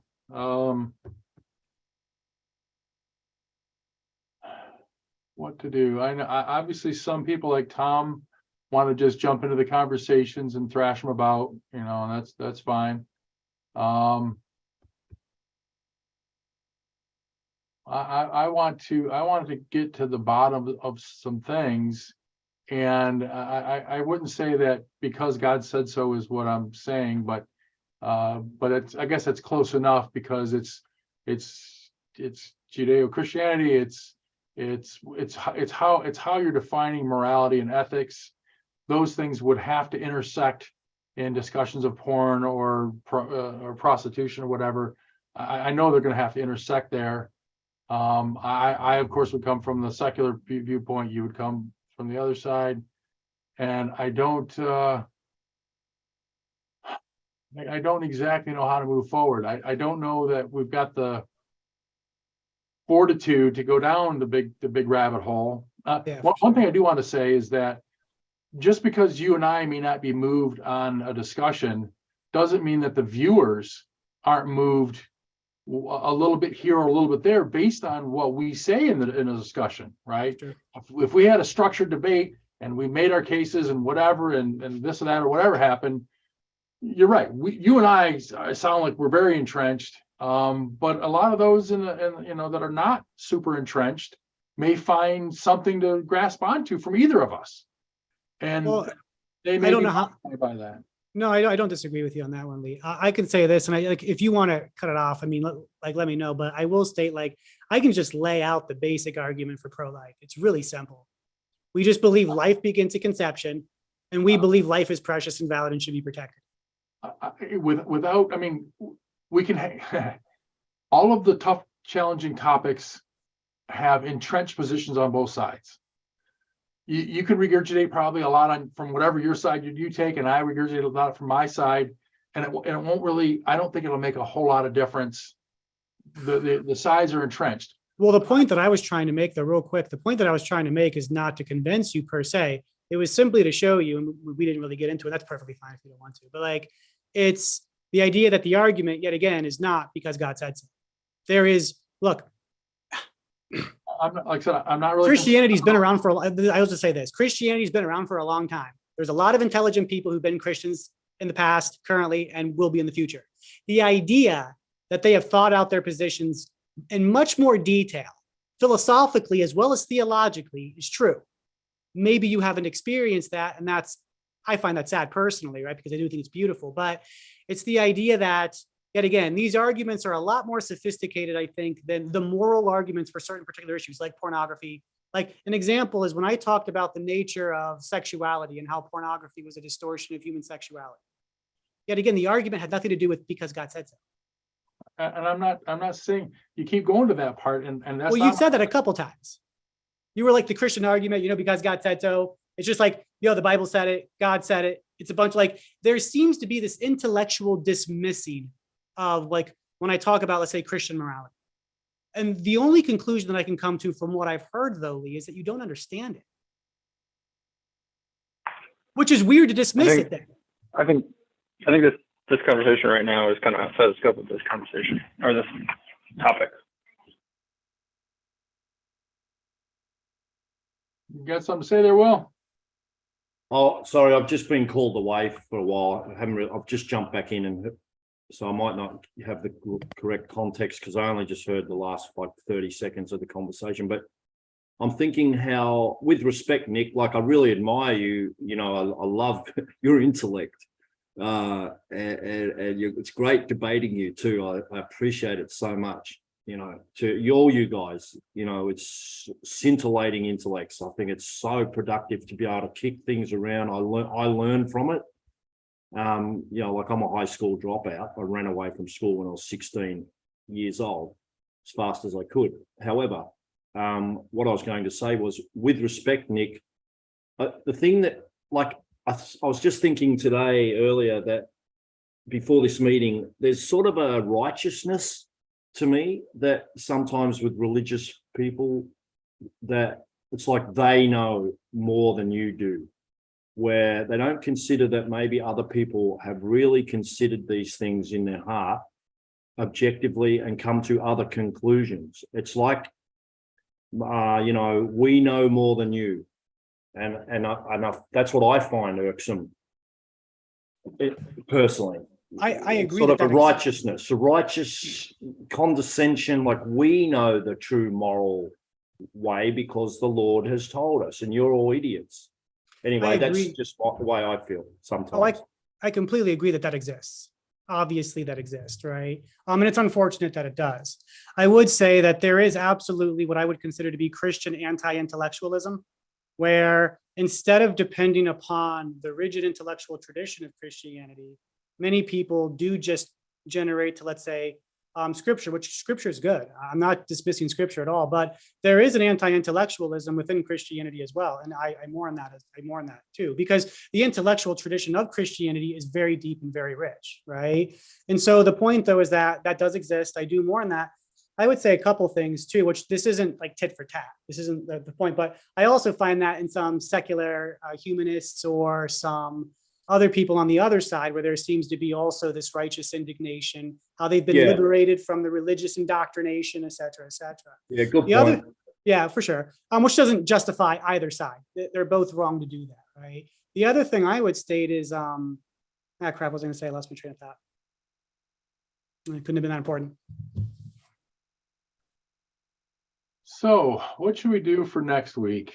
I'm tempted to ask Nick for his favorite evidence for God, not Christianity, just the bigger God concept.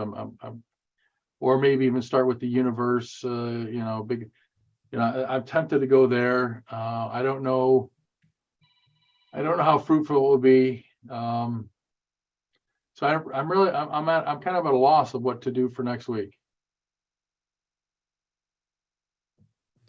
I can throw out like my idea. It might not be bad to do what Tom said, where we can discuss some of the larger issues. Maybe the details, the finer details will be brought out by having like a discussion on guns or abortion or porn or potentially the cigarette ban. I don't know if you saw, Will, California banned selling menthol cigarettes. So either way, it's like so maybe those arguments will actually bring out where the major differences lie. That's a possibility. And Tom might also find that more interesting as well. So that's a possibility. Would somebody like to moderate that meeting?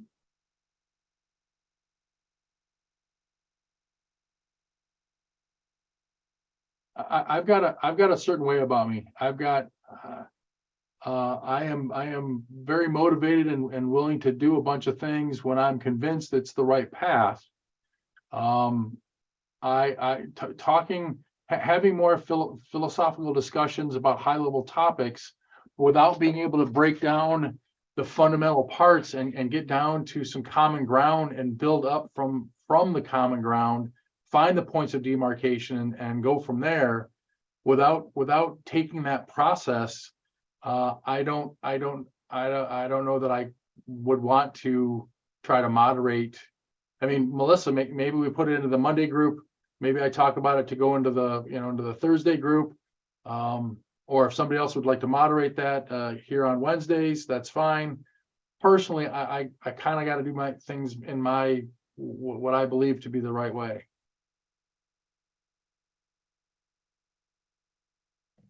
Whatever you decide, I'm sorry, Lee, I wasn't trying to ignore you. I posted a link in the video.